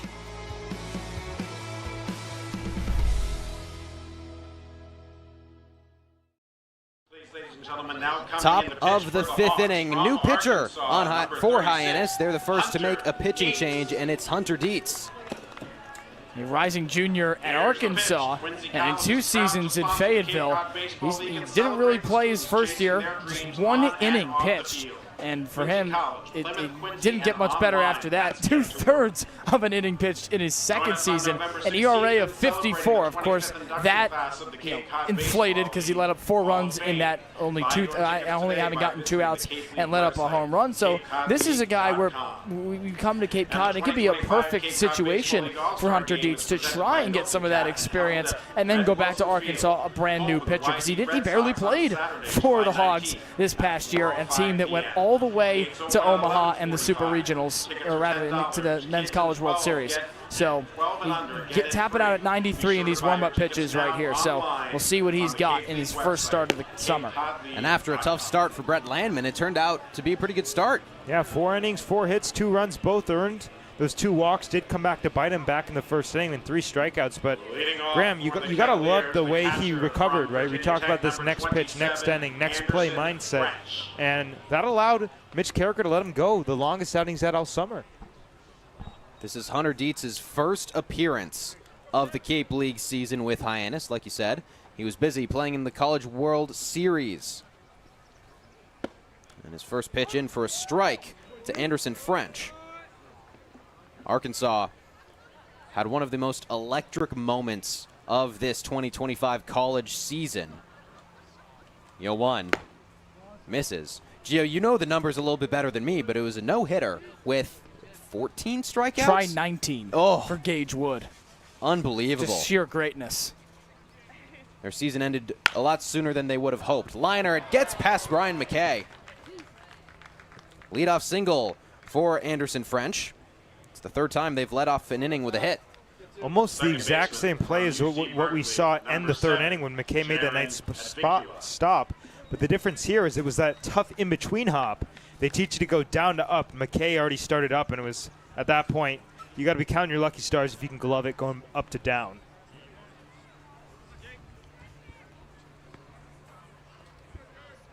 And when you're out there, when you're on the dirt, and it takes such odd bounces, because we've seen the dirt create some really, really weird hops. What happens mentally when you don't stick to that, to the down to up? Can it throw you off entirely, or is it pretty easy to bounce back, would you say? Well, I don't think they're necessarily concerned about the types of hops, unless, it's in that weird area where it's on the lip of the grass and it might really just go south on you. But, it's all about just trying to get either the short hop or the long hop. And in a split-second decision, you're not thinking about that, and you're not thinking about down, up to down. That's what practice is for. You just got to react based on what you've practiced. 0-2 away. Advincula, 2-for-2 performance with a double back in the 3rd. He was caught stealing going over to 3rd base. That was on the bang-bang play. Andrew Williamson thought that he gunned Advincula down on that double. 1-2 right back at the pitcher. He's going to try to turn to 1-6, and it's late to 3. Goes down in the book as a fielder's choice for Jared Advincula. Center fielder from UCLA, number 36, Dean He's got 3 West. trips to the base paths in each of his first 3 at-bats. This is a guy that batted .392 to be the Cape League Hitter of the Year a season ago. Such a veteran presence at the plate, and he exudes it in every at-bat. Dean West making his 3rd plate appearance, only 2nd at bat as he walked in his first. Check over at the runner, and Advincula is well in safely. And I'm interested, Graham, to see how Dietz's inexperience through 2 seasons of college is shaken off here in the early goings of this start. That was the big question mark around him going in. He's barely pitched. He's completed 1 2/3 innings in his entire college career. So it'll be interesting to see when he's facing the best of the best here in the Cape Cod Baseball League, how quickly he acclimates to playing this kind of talent.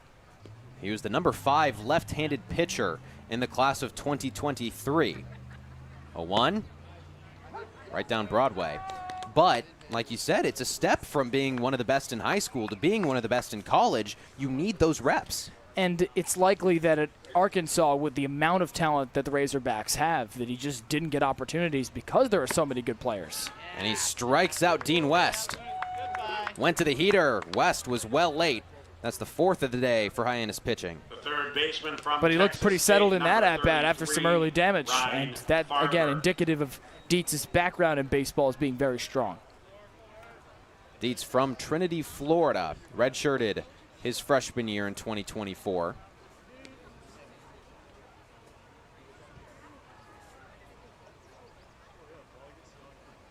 His first pitch outside. Wallace nearly gets Advincula on the back pick.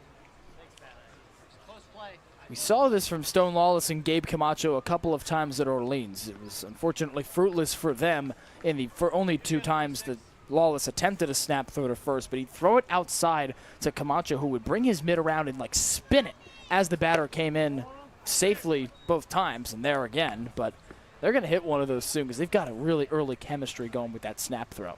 Every catcher Hyannis has had this season has some serious pop.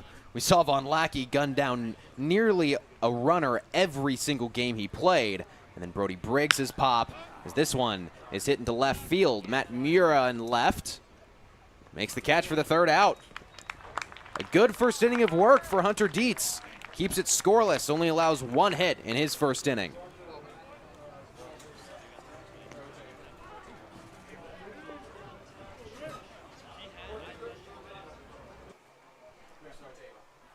And we're going to stay here at Cape Cod Baseball League.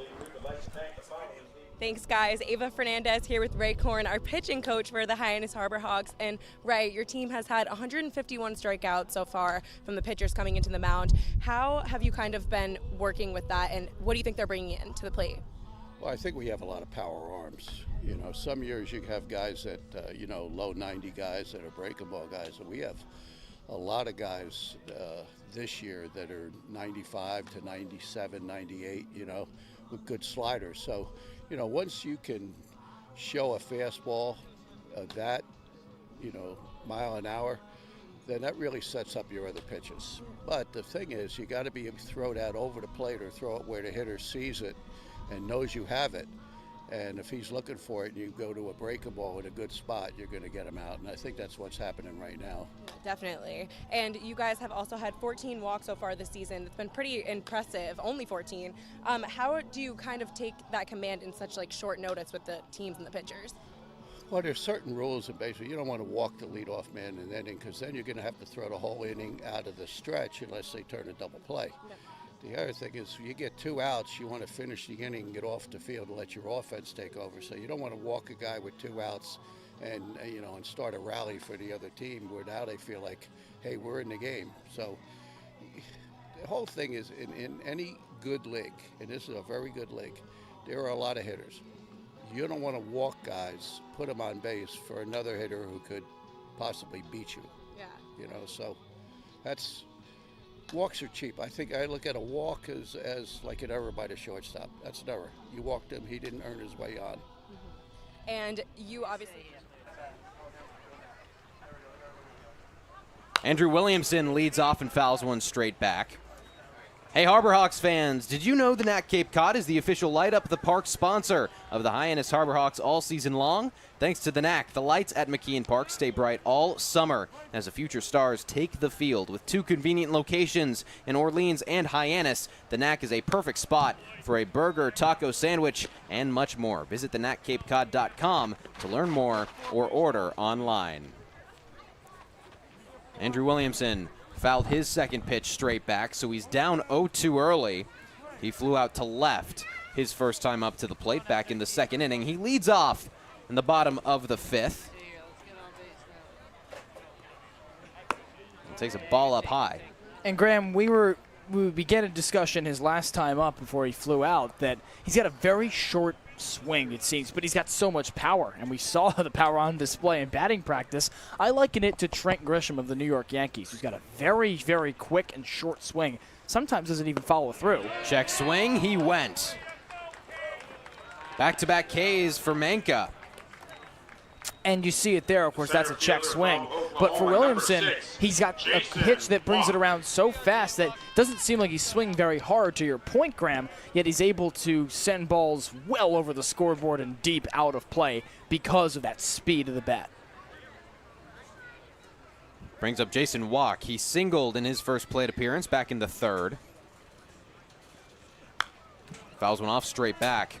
And how about Peyton Manka in for his 5th inning of work? We saw Hyannis make a pitching change pretty early, and there's been someone warming up in that right field bullpen for Cotuit for quite a while. If it ain't broke, don't fix it for Lauren Hibbs. He's throwing a complete game down there. Nice sword pitch. Jason Walk down 0-2 early, just as Williamson was. This is a big reason why he's staying in so far. He's jumped out ahead in a lot of these counts, especially to a dangerous part of the lineup as Hyannis flips the order. Walk gets his first ball as that just misses outside. Or threatens to flip the order, with Walk acting as a sort of leadoff batter here, even though there's one out. This is exactly what Mitch Carricker wants to do to lengthen the lineup by putting him in the 8-hole. He's got back-to-back balls. Walk did not play at Cotuit. That was on the 21st. He made an appearance on the 19th and 20th. Those were at Bourne and then here at McKean Park against Wareham. But manager Mitch Carricker elected to not put him in against Cotuit. That one's right down Broadway. 3 straight Ks for Peyton Manka, and he is aging like fine wine on the mound here at McKean Park. And the last 2, Graham, have come looking on very similar pitches, very similar locations. Of course, the first one almost brought Williamson around, so that wouldn't be a looking one, excuse me, but it might as well have been with that location. And see if Bates can break that streak. Bates takes a ball on a sweeping first pitch. Charlie Bates, again, we mentioned the struggles. 0 for his last 11, 1 for his last 15. He scoots out of the 1-0. But he had a good start to the season. 2 for 4 at Chatham, 3 for 4 against Wareham in his 3rd and 4th games, respectively. But since then, only the 1 hit over 19 at-bats. He takes a strike. When you're in this kind of slump, Max, what's the thing to do to get out of it? I mean, all it takes is like a little blue pit down the left field line, but realistically, it's sticking to your approach. And as we mentioned, Charlie Bates was here at 1:15 in the afternoon before anybody else got here. We were obviously here very early as well to work out with the hitting coach. And that's all he really can do, because the mental side of it is the mental side of it. Yes, he's definitely going to get in his head if you're struggling, but what you can do, the controllables, is your swing. 2-2. Swing and a miss. Peyton Manka strikes out the side. He has struck out all of his last 4 batters. Let's do yet another prize for our 9 innings of winning. So if you can dream it, if you can cruise in it, if you can summer in it, fish from it, or take it for a day at the beach, we can protect it. The Baldwin Group, protecting the possible. There hasn't been a ton of training when it comes to bat speed or products for players to be able to train bat speed.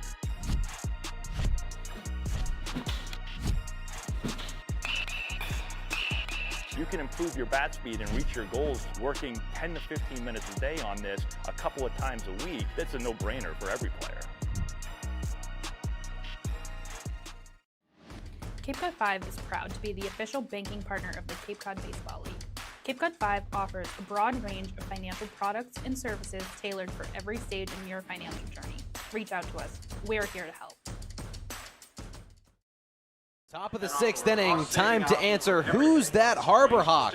Giovanni Collada, you had the guess. I think I've got it. I've got a lot of cousins that are Oriole fans, and indeed it is Austin Hayes. They traded him from the O's, they call him down there in Balmer, to the Phillies. midway through last summer, now playing with the Cincinnati Reds. Graham, you were at Fenway Park on Monday. You would have seen his squad. I don't know if he got in the game. He did not, but I did see his squad. But indeed, Hayes and Harbor Hawk in 2015 played all over summer ball before that. And so impressive to see what he's done MLB and beyond. He was an all-star with the Orioles in 2023. And we do have proof that you guessed it. You wrote it down. So I did.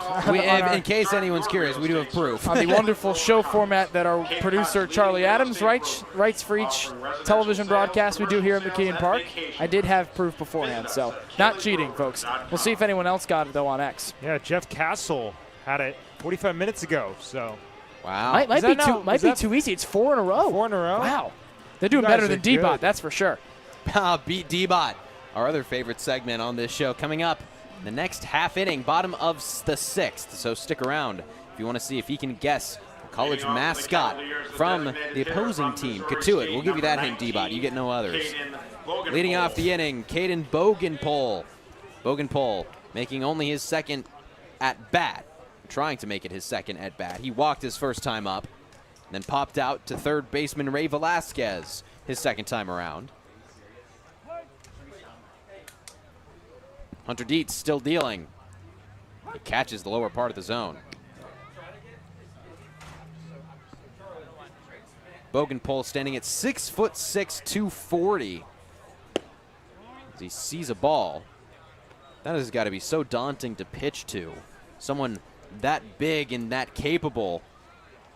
He's got some real power again. Broke the Missouri State home run record in his freshman year.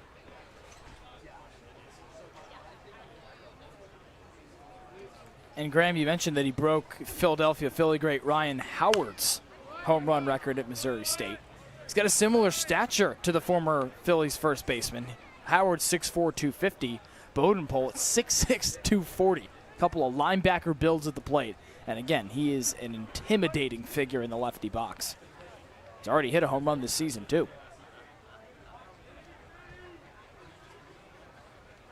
Deuces wild, misses well up. One just slipped. Gonna have to get a healthy dose of rosin right after that one.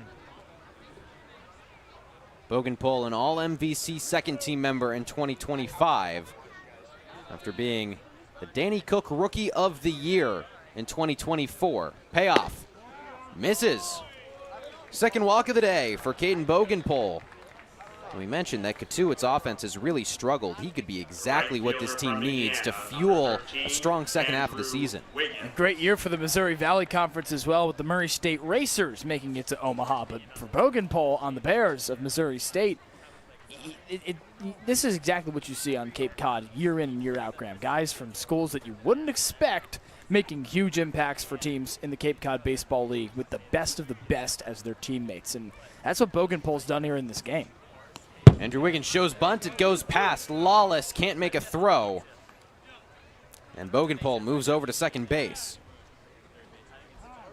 So now a powerful Andrew Wiggins doesn't have to show bunt. He can go swinging for the fences. Wiggins, he's had a tough time hitting at the plate. Only has a 226 average. But he's got a sixth best 442 on base percentage in the Cape Cod Baseball League. 1-0 is high, and this is a large reason why. And as much as he'd like to go all out here, guns a-blazing, try to send one over the fence, a walk here does just as much good for Cotuit as it searches for insurance. Wiggins takes a strike. He was one of the most exciting recruits for the Indiana Hoosiers in 2024. He's from Indianapolis, Indiana. Then only started 14 games as a true freshman. As a sophomore, got a lot more playing time as he has back-to-back strikes. And he matched his home run total from his freshman season by March. That's how quickly he got to hitting for power. But he only batted .265 on the year. So he didn't have that sophomore season he was looking for. He's now in the portal. Chops the 2-2 right at first base. A nice pick from Camacho, and he just beats out the base runner. Another productive out for him as well. Sure, he chops into the ground out. That's not what he's looking for. But he's got a third run 90 feet away, and Bogenpol does just as much good with no one out as him trying to swing for the fences. It's better than him striking out like we've seen Hyannis do a number of times tonight. With Bogenpol 90 feet away, Camden Johnson, who's got a single on the day, steps up to the plate. Johnson flew out his first time up.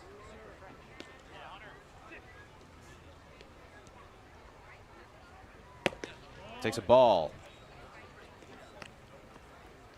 Johnson did play in the first game against Hyannis, went 0 for 4 with a strikeout. He was hitting in the 8th spot. He's now moved up to the 6th spot.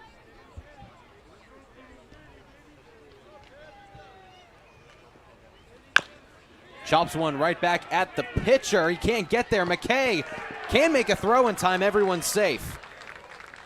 Bogenpol comes home to make it 3-1 Cotuit.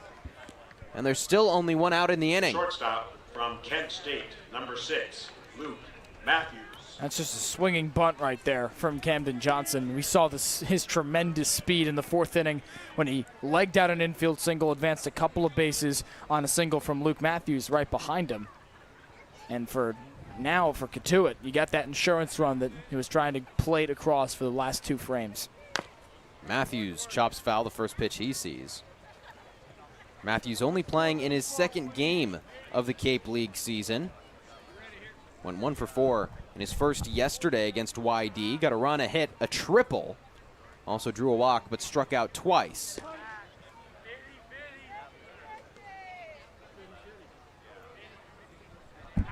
Runner goes on the 0-1. Lawless tries to gun him down. He can't do so as McKay can't keep it in his glove.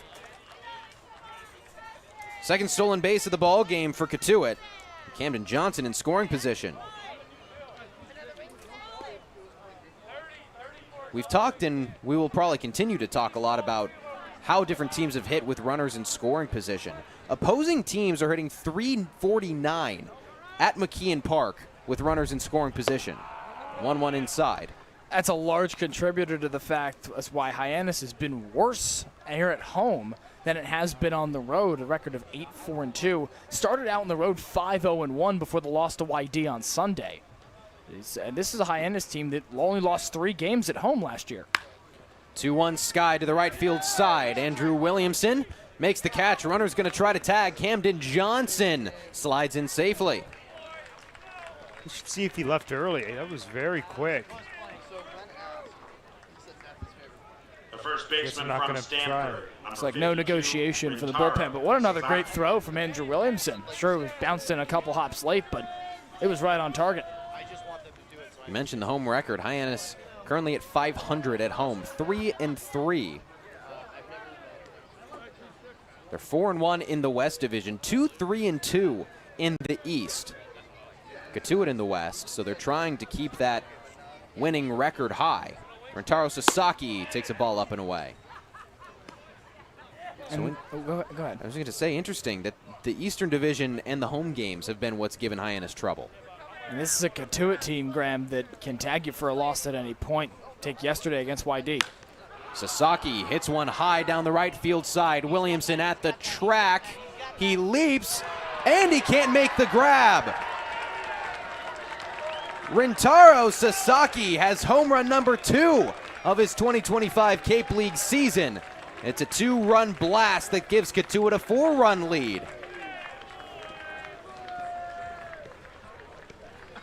Well, that ball just kept going. He hit it hard, but he hit it really high. Williamson had the play in right field, which is out of his reach. Number 27, Anderson French. That thing just carried. Curious to see the launch angle on that one. It's very similar to the ball that Andrew Williamson hit in batting practice, just maybe not quite as far as it flew the scoreboard, but just continued to sail. Anderson French, first pitch swinging and missing. That ball, it felt like an easy fly ball. It just kept going, and there's not a lot of wind.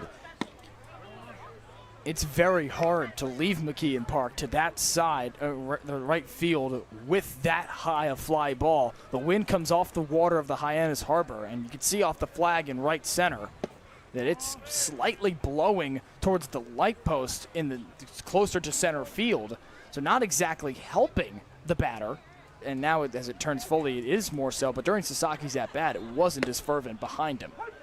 We have the launch angle, 32 degrees. Honestly, not as high as I would have thought it been. was more than that. I thought it would have been close to 40. That's still ridiculous, too. Exit velocity, 96. As we mentioned, 95, that official. Anderson French strikes out swinging to end the inning, but Rentaro Sasaki gets his second home run of the season, makes it 5-1 Cotuit. Take a look down here for Ira. You can make any bat feel lighter by adding a velo puck knob. Instead of having to go get a whole entirely new bat, you can simply add the puck to it. Players can use this with any bat. It's basically going to shift the weight of the bat a little bit more towards the hands. Players are able to hit the ball a lot harder just by simply adding the puck on.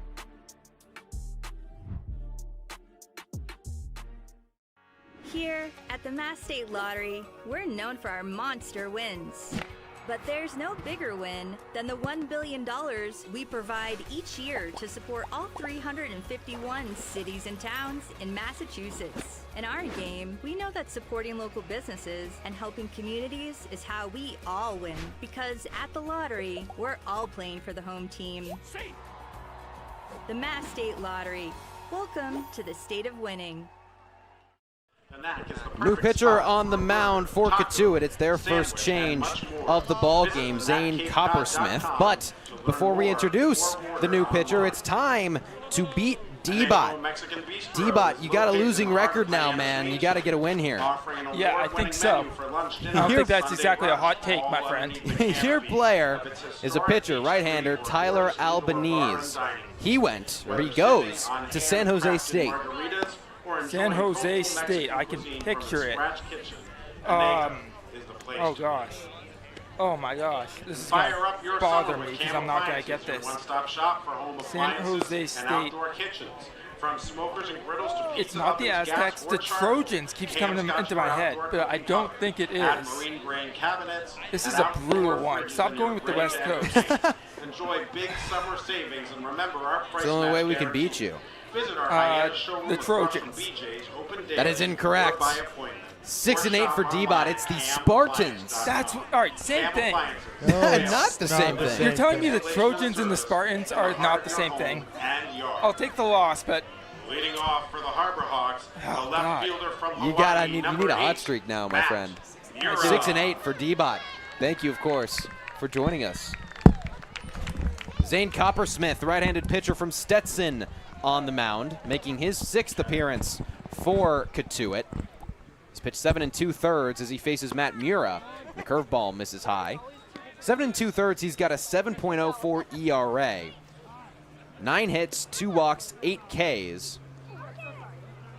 And so this could be exactly who Hyannis wants to face, just number-wise, trying to get back into a 5-1 deficit.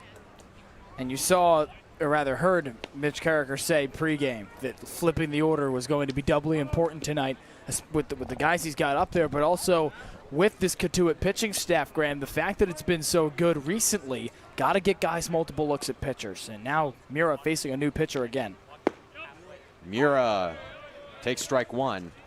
The final line on Peyton Manka, who came in with that 1.29 ERA, 5 innings, 5 hits, 1 run. It was earned, 4 strikeouts, no walks. He did his job. He was excellent tonight. 1-1. Lifted into center field. Dean West makes the catch. Sorry, Graham. Quick first out for Zane Coppersmith. I was going to say, the balls are flying tonight. And Mura again in attack mode, but we saw Sasaki's home run last inning just carry over the wall. Leaping Williamson just late to it. And that ball, Mura was really under it, but it just sailed out just shy of the track for Dean West. Here comes Ryan McKay. 0 for 2 on the night. Lined out to right field his first time up and then grounded out to short his second time.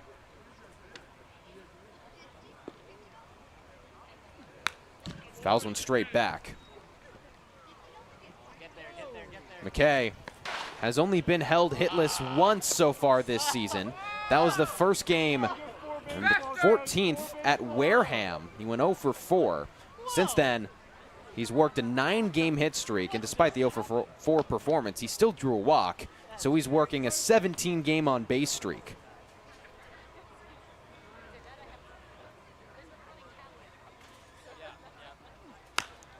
Skies one on the infield. Rintaro Sasaki still waiting and able to make the catch. He dropped it at the very last second. On the transfer. He looked concerned there for a second. He popped up looking like he needed to throw it over to first. Oklahoma, number 20, Jackson Willits. Ryan McKay 0 for 3 on the day, looking to extend what has been an incredible stretch for him. Again, second best batting average in the league coming into this ball game at .390. And if you meet him, if you're able to talk to him, he is just one of the happiest, free-flowing guys, gonna go with whatever. Clearly has a very lighthearted mindset. Curveball misses up and in. Jackson Willits had that home run in the first. That is the one run that Hyannis has scored. Since then, Hyannis has had 4 singles, but no one's been able to get to second base.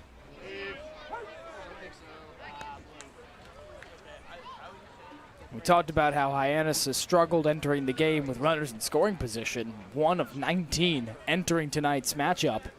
They haven't even gotten into scoring position for them to try and correct that so far. Willits fouls one straight back. Willits, one of 5 guys to have more walks than strikeouts in the month of June. Joining Matt Mura, Jake Schaffner, Brody Briggs. Interestingly, because we've talked a lot about how he hasn't gotten many hits, but he's found ways to get on first. Willits fouls one straight back again. And the other, Hayden Federico. That is an elite 5 right there for Hyannis. A couple of switch hitters as well in Willits and Federico. Favorable matchups created by their ability to switch to sides of the dish. Another righty-lefty matchup favoring Willits here. 1-2. And he swords him on a breaking ball. 3 up, 3 down for Zane Coppersmith in his first inning of work. Cotuit still leads by 4. 3 more after this, but let's take a... You can make any bat feel lighter by adding a velo puck knob. Instead of having to go get a whole entirely new bat, you can simply add the puck to it. Players can use this with any bat. It's basically going to shift the weight of the bat a little bit more towards the hands. Players are able to hit the ball a lot harder just by simply adding the puck on.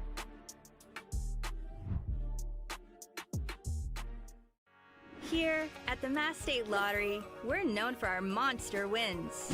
But there's no bigger win than the $1 billion we provide each year to support all 351 cities and towns in Massachusetts. In our game, we know that supporting local businesses and helping communities is how we all win. Because at the lottery, we're all playing for the home team. The Mass State Lottery. Welcome to the state of winning. Deets go one more, sure. Top of the 7th inning, Hyannis still trails Cotuit 5-1. And it's still Hunter Deets on the mound. Back in the 6th though, Max, he let 3 across. Rintaro Sasaki absolutely blasted one in the 8th spot. Yeah, and for me it was a mistake pitch. You know, Sasaki, a guy who's been struggling mightily in his Cape League season, but then in a favorable hitter's count, he left it right over the heart of the plate, and going left on left, equally impressive for Sasaki. Of course, very hard to hit a home run against the same side, let alone lefty-lefty, and it's going to be first pitch strikes is what you want to see from Hunter Deets this inning. That's something that he struggled with back in the 6th. The second baseman from UC Jared Advincula comes back up to the plate for a 4th time, a single, a double, and then a fielder's choice back in the 5th. Already the 4th time through this batting order in the 7th inning. Takes a ball away. Advincula has had a strong start to his season, but man, this performance is up there with one of his best. Especially considering he went 0 for 4 with only a walk the last time that he faced Hyannis pitching. he has bounced back tremendously well.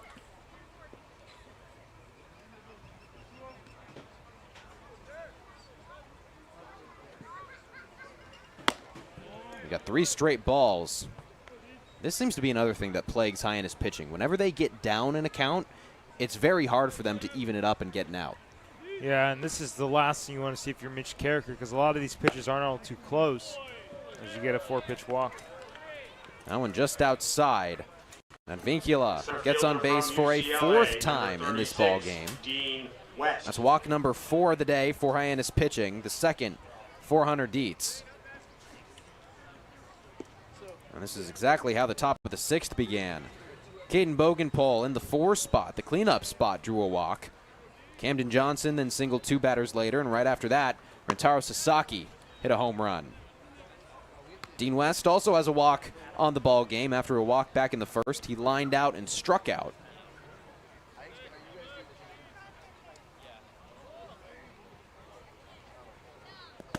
Skips in, and a runner is going to take second. That got a huge piece of Robert Melms. Just skip by Lawless there. Forced him to drop the mask. Tough hump behind the dish.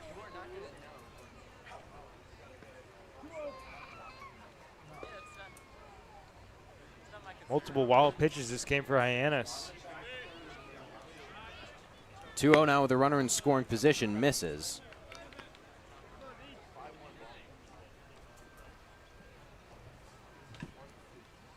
Seven straight balls to start the inning, and not one of them really anywhere near the zone.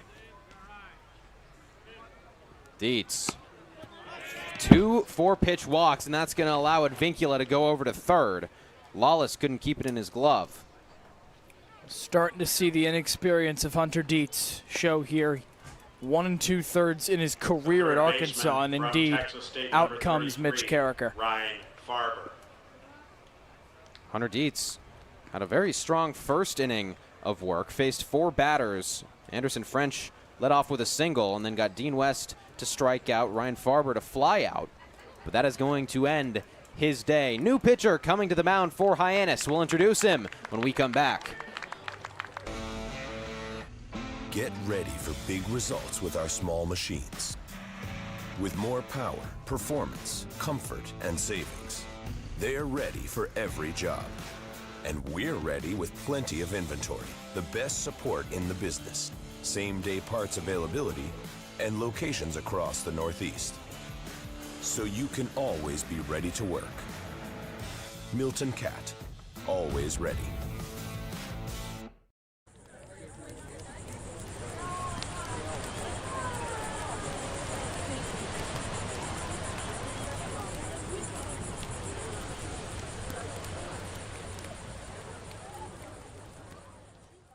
If you can dream it, if you can cruise in it, if you can summer in it, fish from it, or take it for a day at the beach, we can protect it.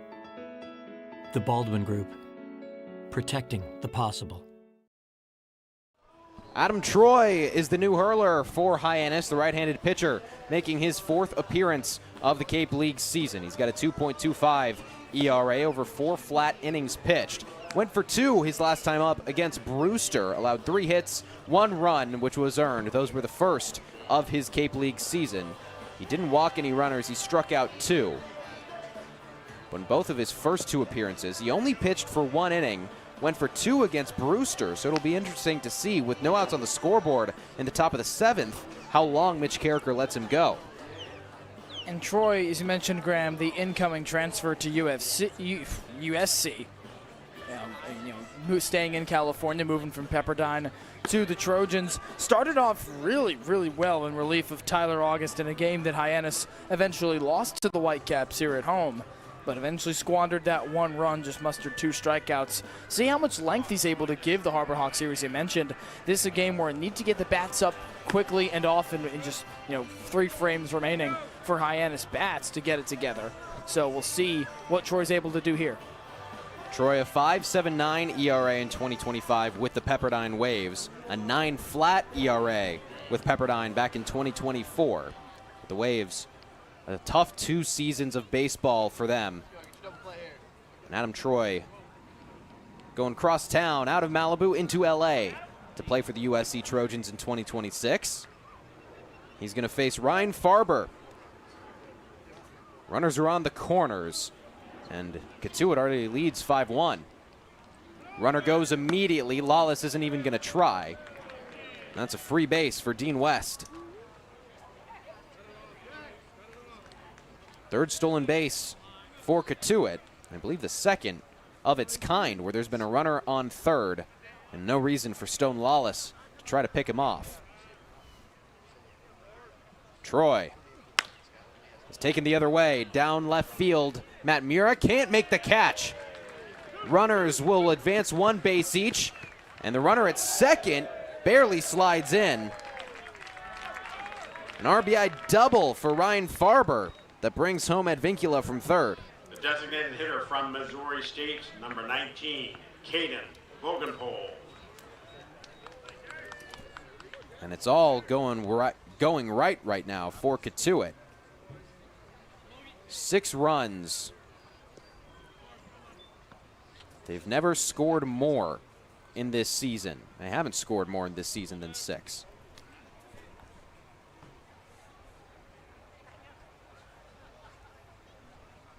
First pitch to Bogenpole is away.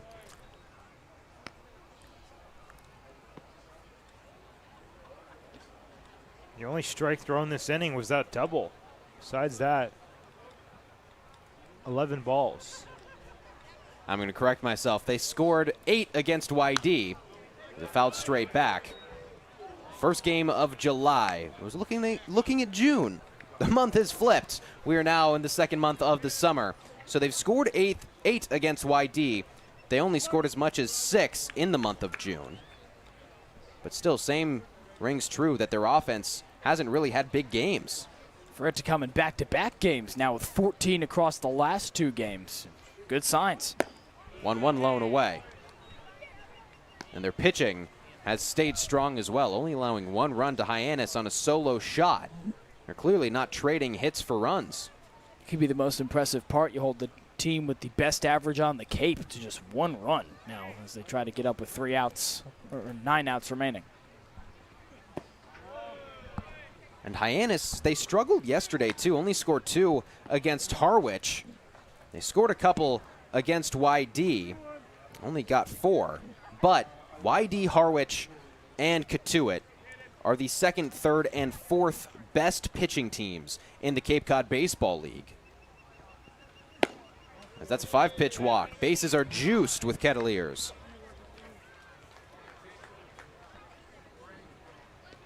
That's the 6th walk of the day for Hyannis pitching. Max, that continues to plague them. Yeah, and I mean, it just comes down to they don't have great command over their pitches right now.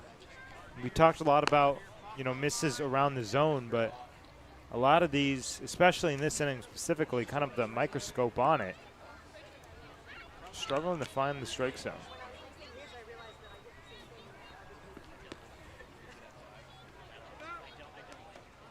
Bases fully loaded. Troy gets Wiggins to foul one straight back.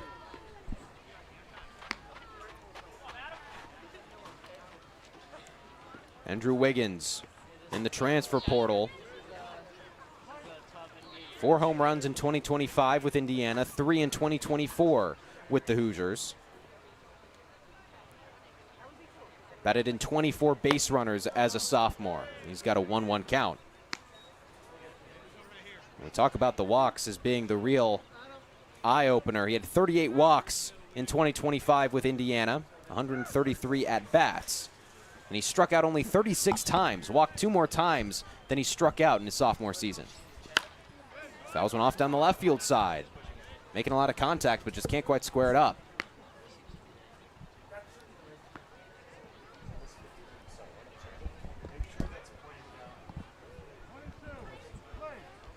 It's less of an issue when it's on the same channel.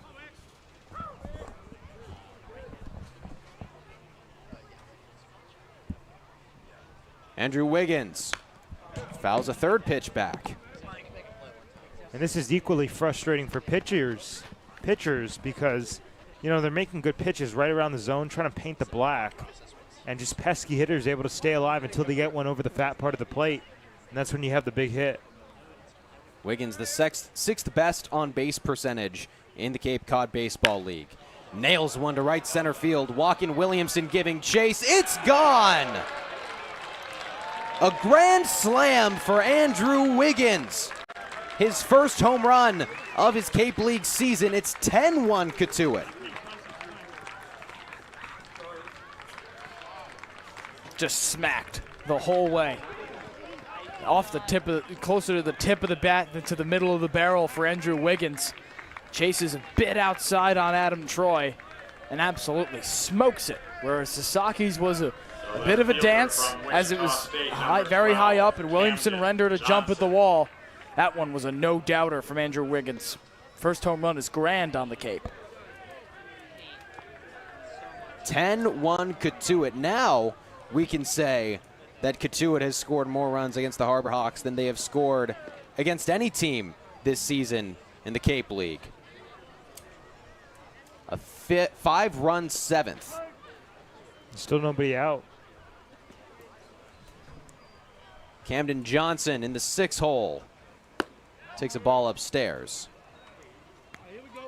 Johnson 2 for 3 on the day. 2 singles and a fly out. He stole a base as well. Currently a .259 batting average. Every single Cotuit batter has gotten on base in this ball game. He takes a strike. So uncharacteristic for what we're used to from this Hyannis pitching staff. Second in the league in strikeouts to Falmouth. And the pitches just haven't found their locations tonight like they have in past games for the Harbor Hawks. 1-1. Low and away. Ironically, the only 2 Kettleers that haven't gotten a hit are one, Jared Advincula, who is an all-star, was an all-star for Cotuit last year and has nearly a 300 batting average, and then Caden Bogenpole in the 4 spot, who had a phenomenal first game. Cracked down the left field line, trying to stay fair. Matt Mura not there. It goes foul. And if we look at this inning from, examine it closely, look how it started. 11 of the first 13 pitches were thrown for balls. And not only does that just put guys on base, but it just constantly puts yourself behind, because if you're pitching in a 2-0, 3-0 count, you're basically adding 40, 50, 60 points of batting average, probability, whatever you want to call it, to each individual swing. And that's why we see the rally in the big hit. Johnson fouls one down the right field side. Hyannis hasn't won either of their last 2. They lost at YD and then tied Harwich last night on the road. It's the second tie that Hyannis has had this season. The first against Chatham back in June.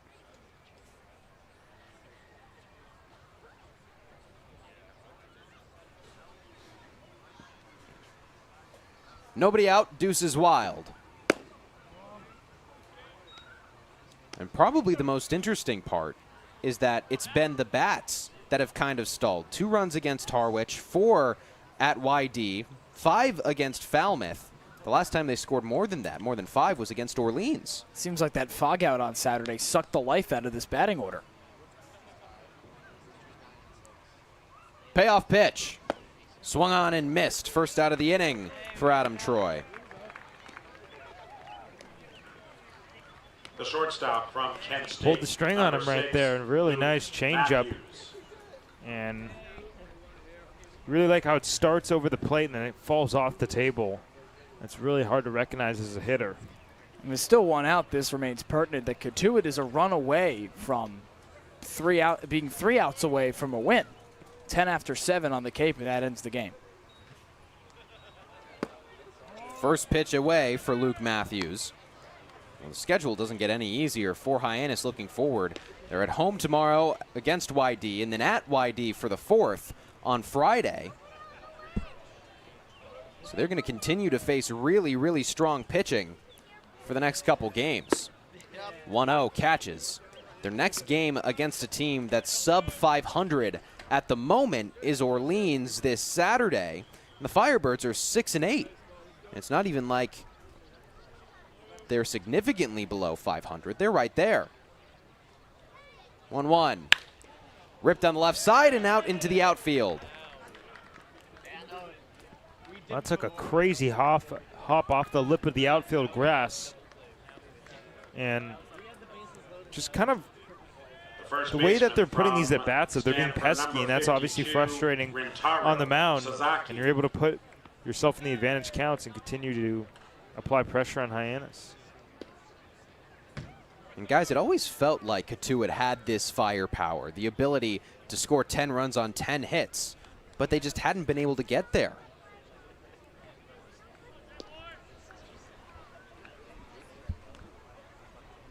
Rintaro Sasaki takes a ball. A large part of the reason, weirdly enough, Graham, coincides with Rintaro Sasaki's slow start to this Cape League campaign. He's honestly a microcosm for this entire offense, that it felt like they were right there on the cusp of a great stretch of baseball, and now they've exploded right into it. Runner goes on the 1-0. It's away. Lawless can't throw him down.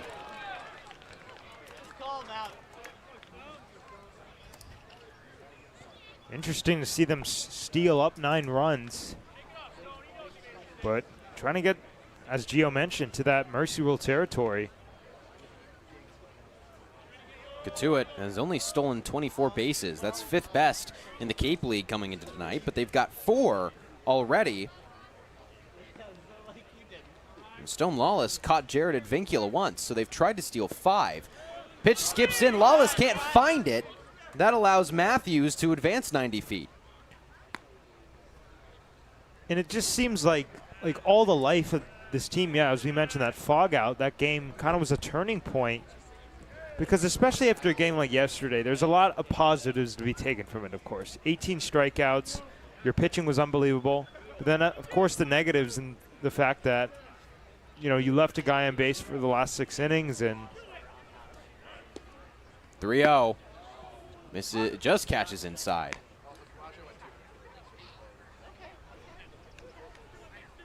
The Harbor Hawks have pinched the infield in drastically. There are 3 infielders on the right side. Yeah, they're over there. Sasaki swings through the 3-1. Adam Troy went down 3-0. He's worked it back to a full count.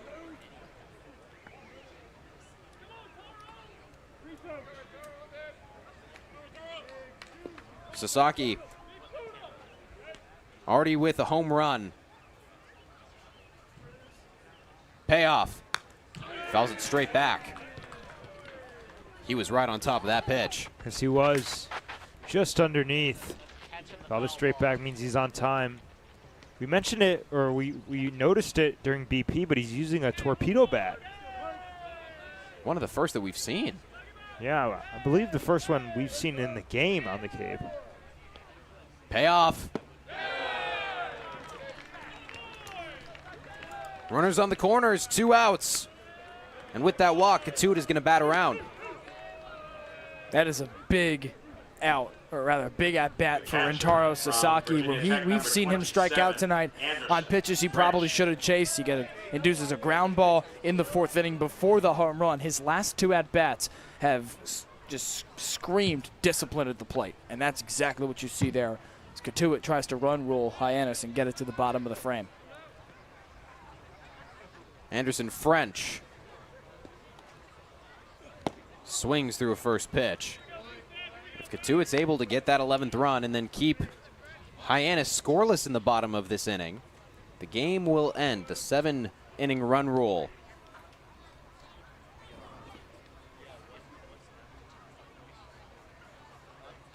A 1. Chopped right back up at Troy. He can't make the play, and the bases are loaded.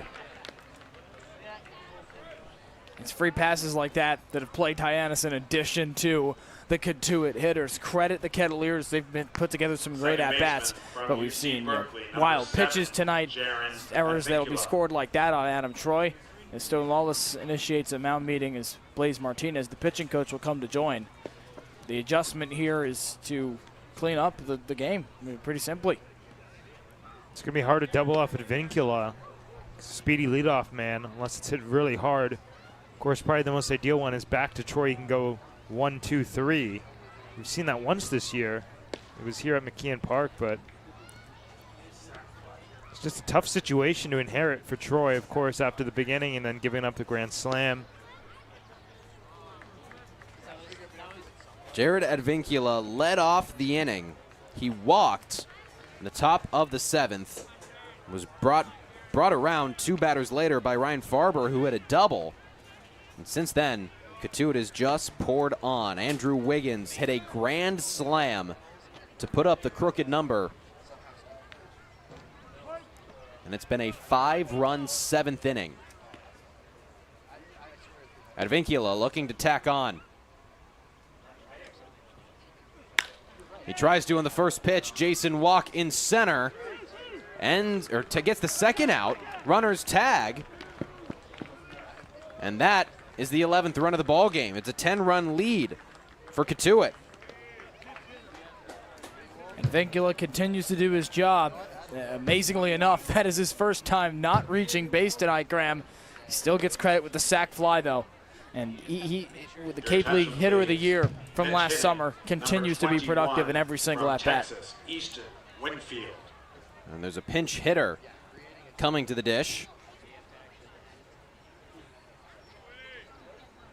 It's Easton Winfield, rising junior at the University of Texas.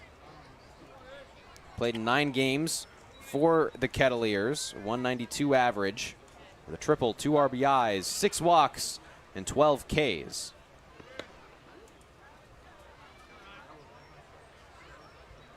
His first pitch is high. Steps in for Dean West. West 0 for 2 with a strikeout and 2 walks.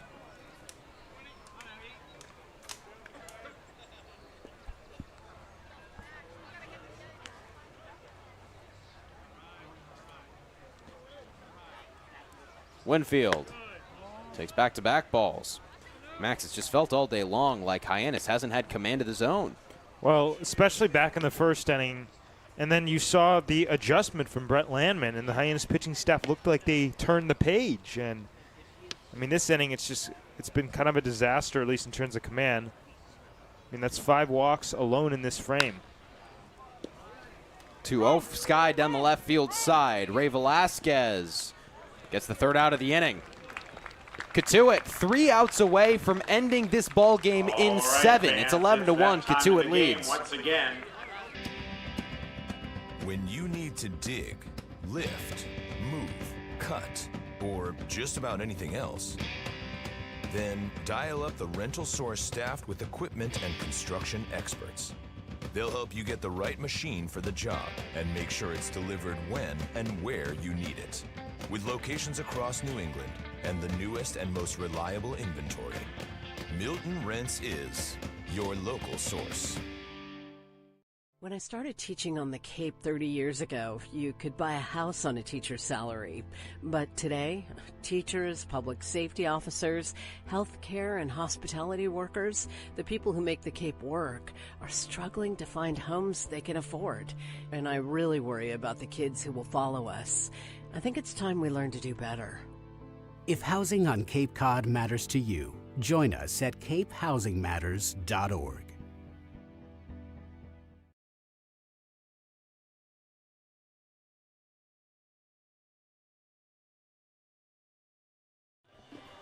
Zane Coppersmith still on the mound as Cotuit only needs 3 outs to end this ball game. Guys, it has been a steady dose of hits for Cotuit. They have 11 compared to Hyannis' 5. Yeah, and Hyannis especially, I mean, we talked about it before that big inning for Cotuit. I mean, the runners in the scoring position entering this game 1 for 19. They haven't even had an opportunity. They're only run on that solo shot from Jackson Willits. And I mean, kind of reflective of the way yesterday's game went, at least offensively, because while Hyannis did get guys on base, they couldn't get the big hit. Now they just can't seem to string together anything, you know. couple hits in the game, but strikeouts pretty heavy, especially recently. I mean, they went down in order, struck out the side in the 5th. It's Stone Lawless, Gabe Camacho, and Ray Velasquez due up. 4-5-6, trying to keep this game alive for Hyannis. Lawless 0 for 2 with a pop out and a fly out. His 2 plate appearances. Chops the first one foul.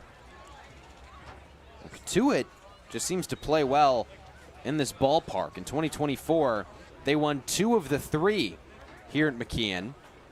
Beat Hyannis on July 7th of 2024, 7-4. Then Hyannis responded well, won 14-4 on the 11th, just 4 days later. And then Cotuit won on the 23rd, 6-2 at McKeon Park. They won the season series 3 games to Hyannis' 2.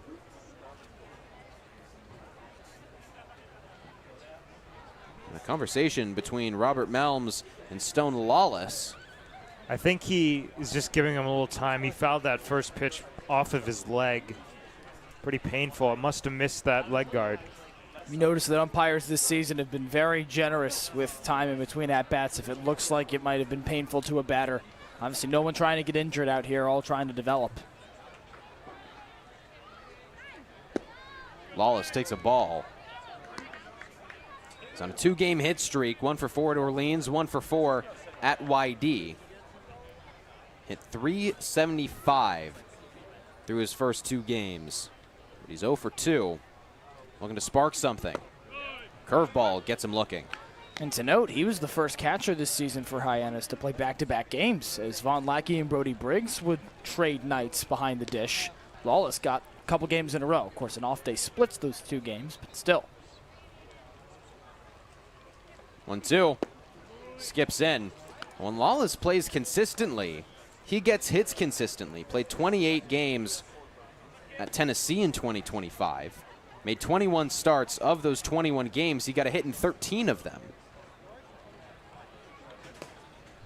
He only recorded a hit twice in games where he pinch hit, so it seems like Stone Lawless thrives when he's able to start and really play with the momentum, the ebbs and flows of the ball game.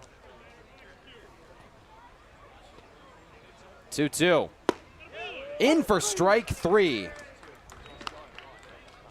6th K of the day for Cotuit.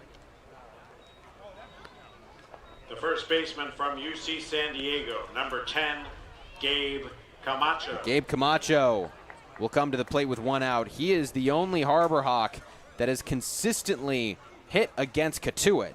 2 singles in his 2 at-bats.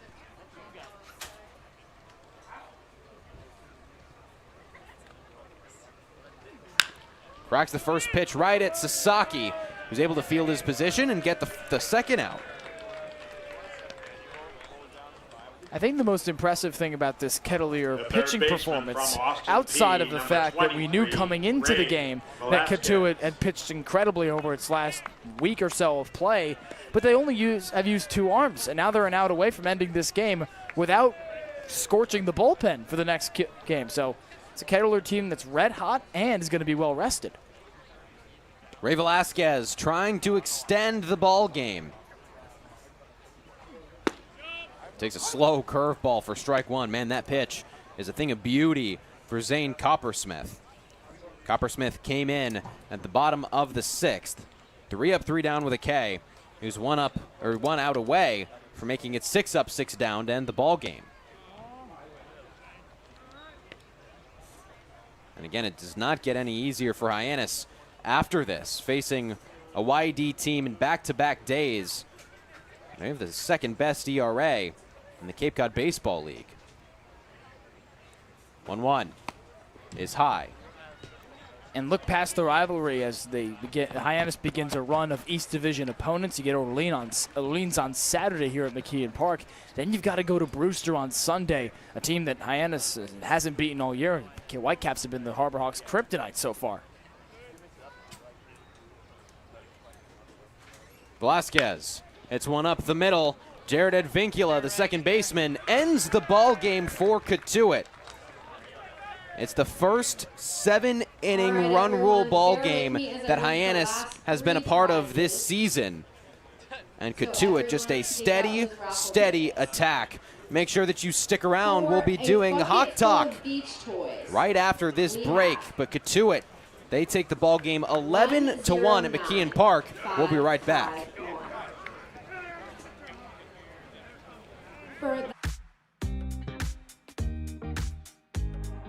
When it comes to delicious food, the best place to start is with great appliances. And Cam Appliances is your one-stop shop for any budget with brands like Thermador, Viking, Bosch, GE, and so much more.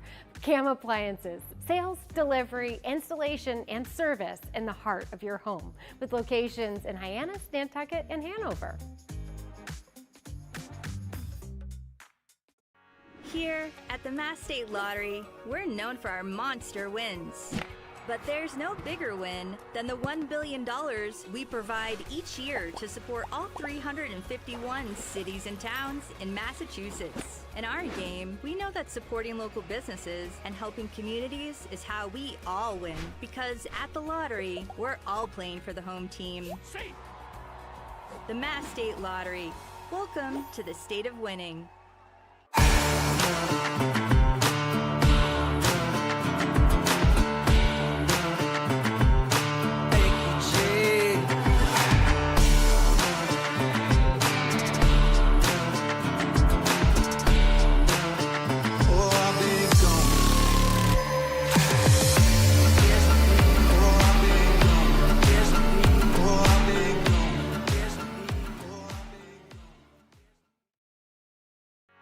Here at the Mass State Lottery, we're known for our monster wins. But there's no bigger win than the $1 billion we provide each year to support all 351 cities and towns in Massachusetts. In our game, we know that supporting local businesses and helping communities is how we all win. Because at the lottery, we're all playing for the home team. The Mass State Lottery. Welcome to the state of winning.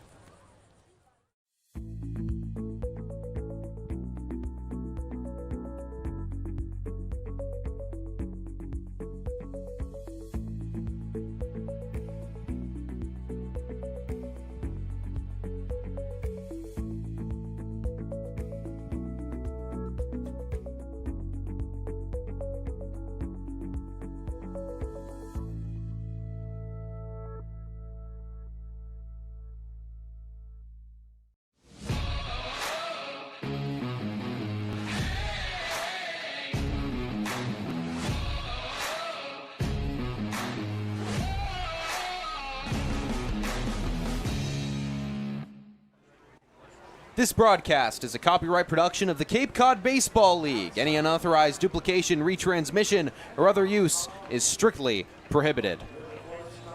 We welcome you to the second ever edition of Hawk Talk Live. Graham Nash and Giovanni Collada joining you from the broadcast booth. We'll hear from manager Mitch Carricker in a moment with Max Schwartzberg. Hyannis gets run ruled for the first time this season. It's the first time that they have been in any part of a run rule, frankly. It was 11-1 Cotuit.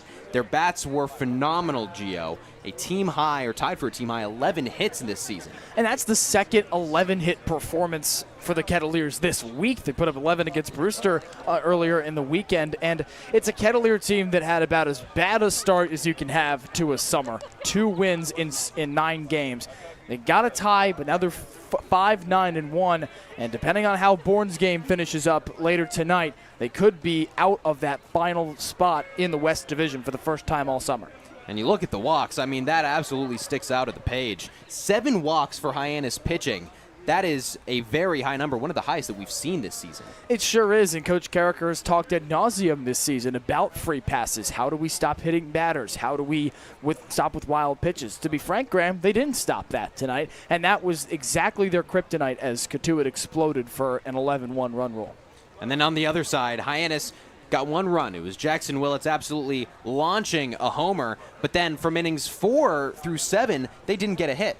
And it's not like they had a chance to correct a number that we both talked about at the top of the show, Graham, that Hyannis entered the game 1 of 19 with runners in scoring position. They'll leave the game 1 of 19 with runners in scoring position over the last now 3 games because they didn't put a single runner into second or third base or, frankly, played it outside of Jackson Willits. And so to not even have the opportunity to correct that stat that just completely plagued the Harbor Hawks in the last 2 games, that's why you're looking at a record of 0-2-1 in the last 3. And the strikeouts really went up as well. No strikeouts from innings 1 through 3, but then 4 through 7, 6 Ks for Hyannis batting. They were just swinging and missing. And it wasn't like you were taking chances that you felt, and this is tough to justify with something like numbers, folks, but didn't feel like they were taking too many chances they haven't taken before. And, I'll pull out Charlie Bates as a specific example, somebody that struggled. It felt like we saw a similar string of at-bats from him tonight. And even somebody like Jackson Willits, we saw an uncharacteristic strikeout in the 6th. Ray Velasquez has struggled with strikeouts this season in the later parts. Even Stone Lawless to start out that final frame with a strikeout, something he hasn't done a whole lot here in his young summer with the Hyannis Harbor Hawks. And I think that you have to turn, if it's Hyannis not taking too many extraneous chances, it's Cotuit's pitching staff that deserves the credit for this win, along with the hot bats. And it doesn't get any easier for Hyannis bats looking forward. They've got back-to-back games against YD, Yarmouth Dennis, that took them down in a thriller just a couple days ago. But they have the second-best ERA, team ERA, in the Cape League. So the bats, it's not going to get any easier for them. And at one point, when the teams met last on Sunday, June 29th, YD was the top ERA team in the league, and that is a large part of the reason why the Red Sox went on a 9-game win streak, including that walk-off victory on Sunday over Hyannis. And it really doesn't get any easier, Graham. And with a YD team that's the best in the league right now, even it's been tagged for a loss by these Cotuit Kettleers in blowout fashion, 8-2 last night, and the Kets continue to surge despite entering the game and the day last in the West Division. It's a team that can explode at any moment like we've seen over these past 2 days. And you mentioned the standings. Hyannis has been atop the West Division since the season began, but now Falmouth is really starting to find a groove. They are catching, so Hyannis has to get back on top of it. Look out for the Commodores, Graham, because with a win tonight, it drops to a 1.5 game lead in the West Division, which would be one of the shortest margins since the early goings of the summer. It's a Falmouth team that Hyannis has beaten a couple of times, so if you're looking at tiebreakers, that would be in effect with those couple of if it did matter that late in the season, Graham. Make no mistake, Falmouth, they're going to see him 3 more times this summer, and it will come as no surprise if the Commodores took 2 or all 3 of those games. The last time that Hyannis took on YD, they scored 4 runs. That's the most runs that they have scored in a couple games. But before we get to more in the matchup, Max Schwartzberg is with manager Mitch Carricker. Max Schwartzberg here with Hyannis manager Mitch Carricker. Coach, the first run rule loss of the season. What wasn't working tonight? Everything. Yeah, our pitching staff struggled a little bit, although I thought Brett gave us a quality start tonight. Hunter had a good first inning and then kind of lost it. And Adam struggled a little bit there to finish the inning off. Offensively, Jack's put a good swing on the ball, had a couple of hard hit balls, but just couldn't get anything going to kind of extend innings, put runs on the board. And so it was just one of those days where they were better than us. And Landman went 4 innings for the first time this season, and after kind of a rough first inning, he really seemed to lock in. What do you think helped him be able to get back into the strike zone? Probably some adjustments he made in the dugout. With our pitching coaches, he did a really good job of whatever that was. Sometimes the first inning can be your hardest inning as a starter, just because first time out there. But he got into a really good groove there and really gave us a chance there in those early innings. And what's the message to the team? How do you plan to rebound after this one? Yeah, we just said, hey, we like winning. I know you guys like winning. This was just one of those days where they were better than we were. So just trying to learn from the mistakes we made today and make some adjustments tomorrow in early work and in BP, and hopefully we can get this thing going tomorrow. Thanks so much, Coach. Guys. All right, thank you so much, Max. Just one of those days, Gio, and there have been a couple of those recently, so Hyannis going to have to look at BP and get back into the groove of things. They sure are, and again, we started before the interview talking about how it does not get any easier for Hyannis, seeing a couple of teams it has seen before in YD, or with a couple of games against the Red Sox, Orleans and Brewster. Those are some very difficult teams, all scattered around the East Division. Orleans was in second a couple days ago. Now they're in last. That's just how volatile that side of the league has been. And to the point about correcting it early in BP. BP is a very important time for any baseball team, but Hyannis likes to have fun during BP. There's a lot of smiles, a lot of fun even today with our own Max Schwartzberg nailing Jackson Willits with a ball at the shortstop position. But beyond that, they have to channel that energy into a concerted effort to correct. And that's the first time they'll have to do that this season by far to this extent, where you lose by 10 runs, you only play 7 innings because you couldn't score enough. And sometimes the jolt of offensive life doesn't come for a few days, especially after a week last week that was marred by off days. You had the fog out, a lot of shortened games to adjust to. So I think getting a regular schedule of hitting again, come back with some more fervor tomorrow and see where it takes you. Tomorrow, Hyannis again taking on YD. They'll be here at McKeon Park. That will start at 6, and then they're at YD on July 4th. That game will start at 5. We hope to see you there for both of those, but that is going to wrap up today's broadcast of Hyannis and Cotuit. For our producers, Sam Montag, Charlie Adams, and Daniel Bottolino, and our sideline reporters, Ava Fernandez and Ethan Wax, and then my partners, we've got a great Giovanni Collada here. We've got Max Schwartzberg down Diamond Side. I'm Graham Nash. Cotuit takes down Hyannis 11-1.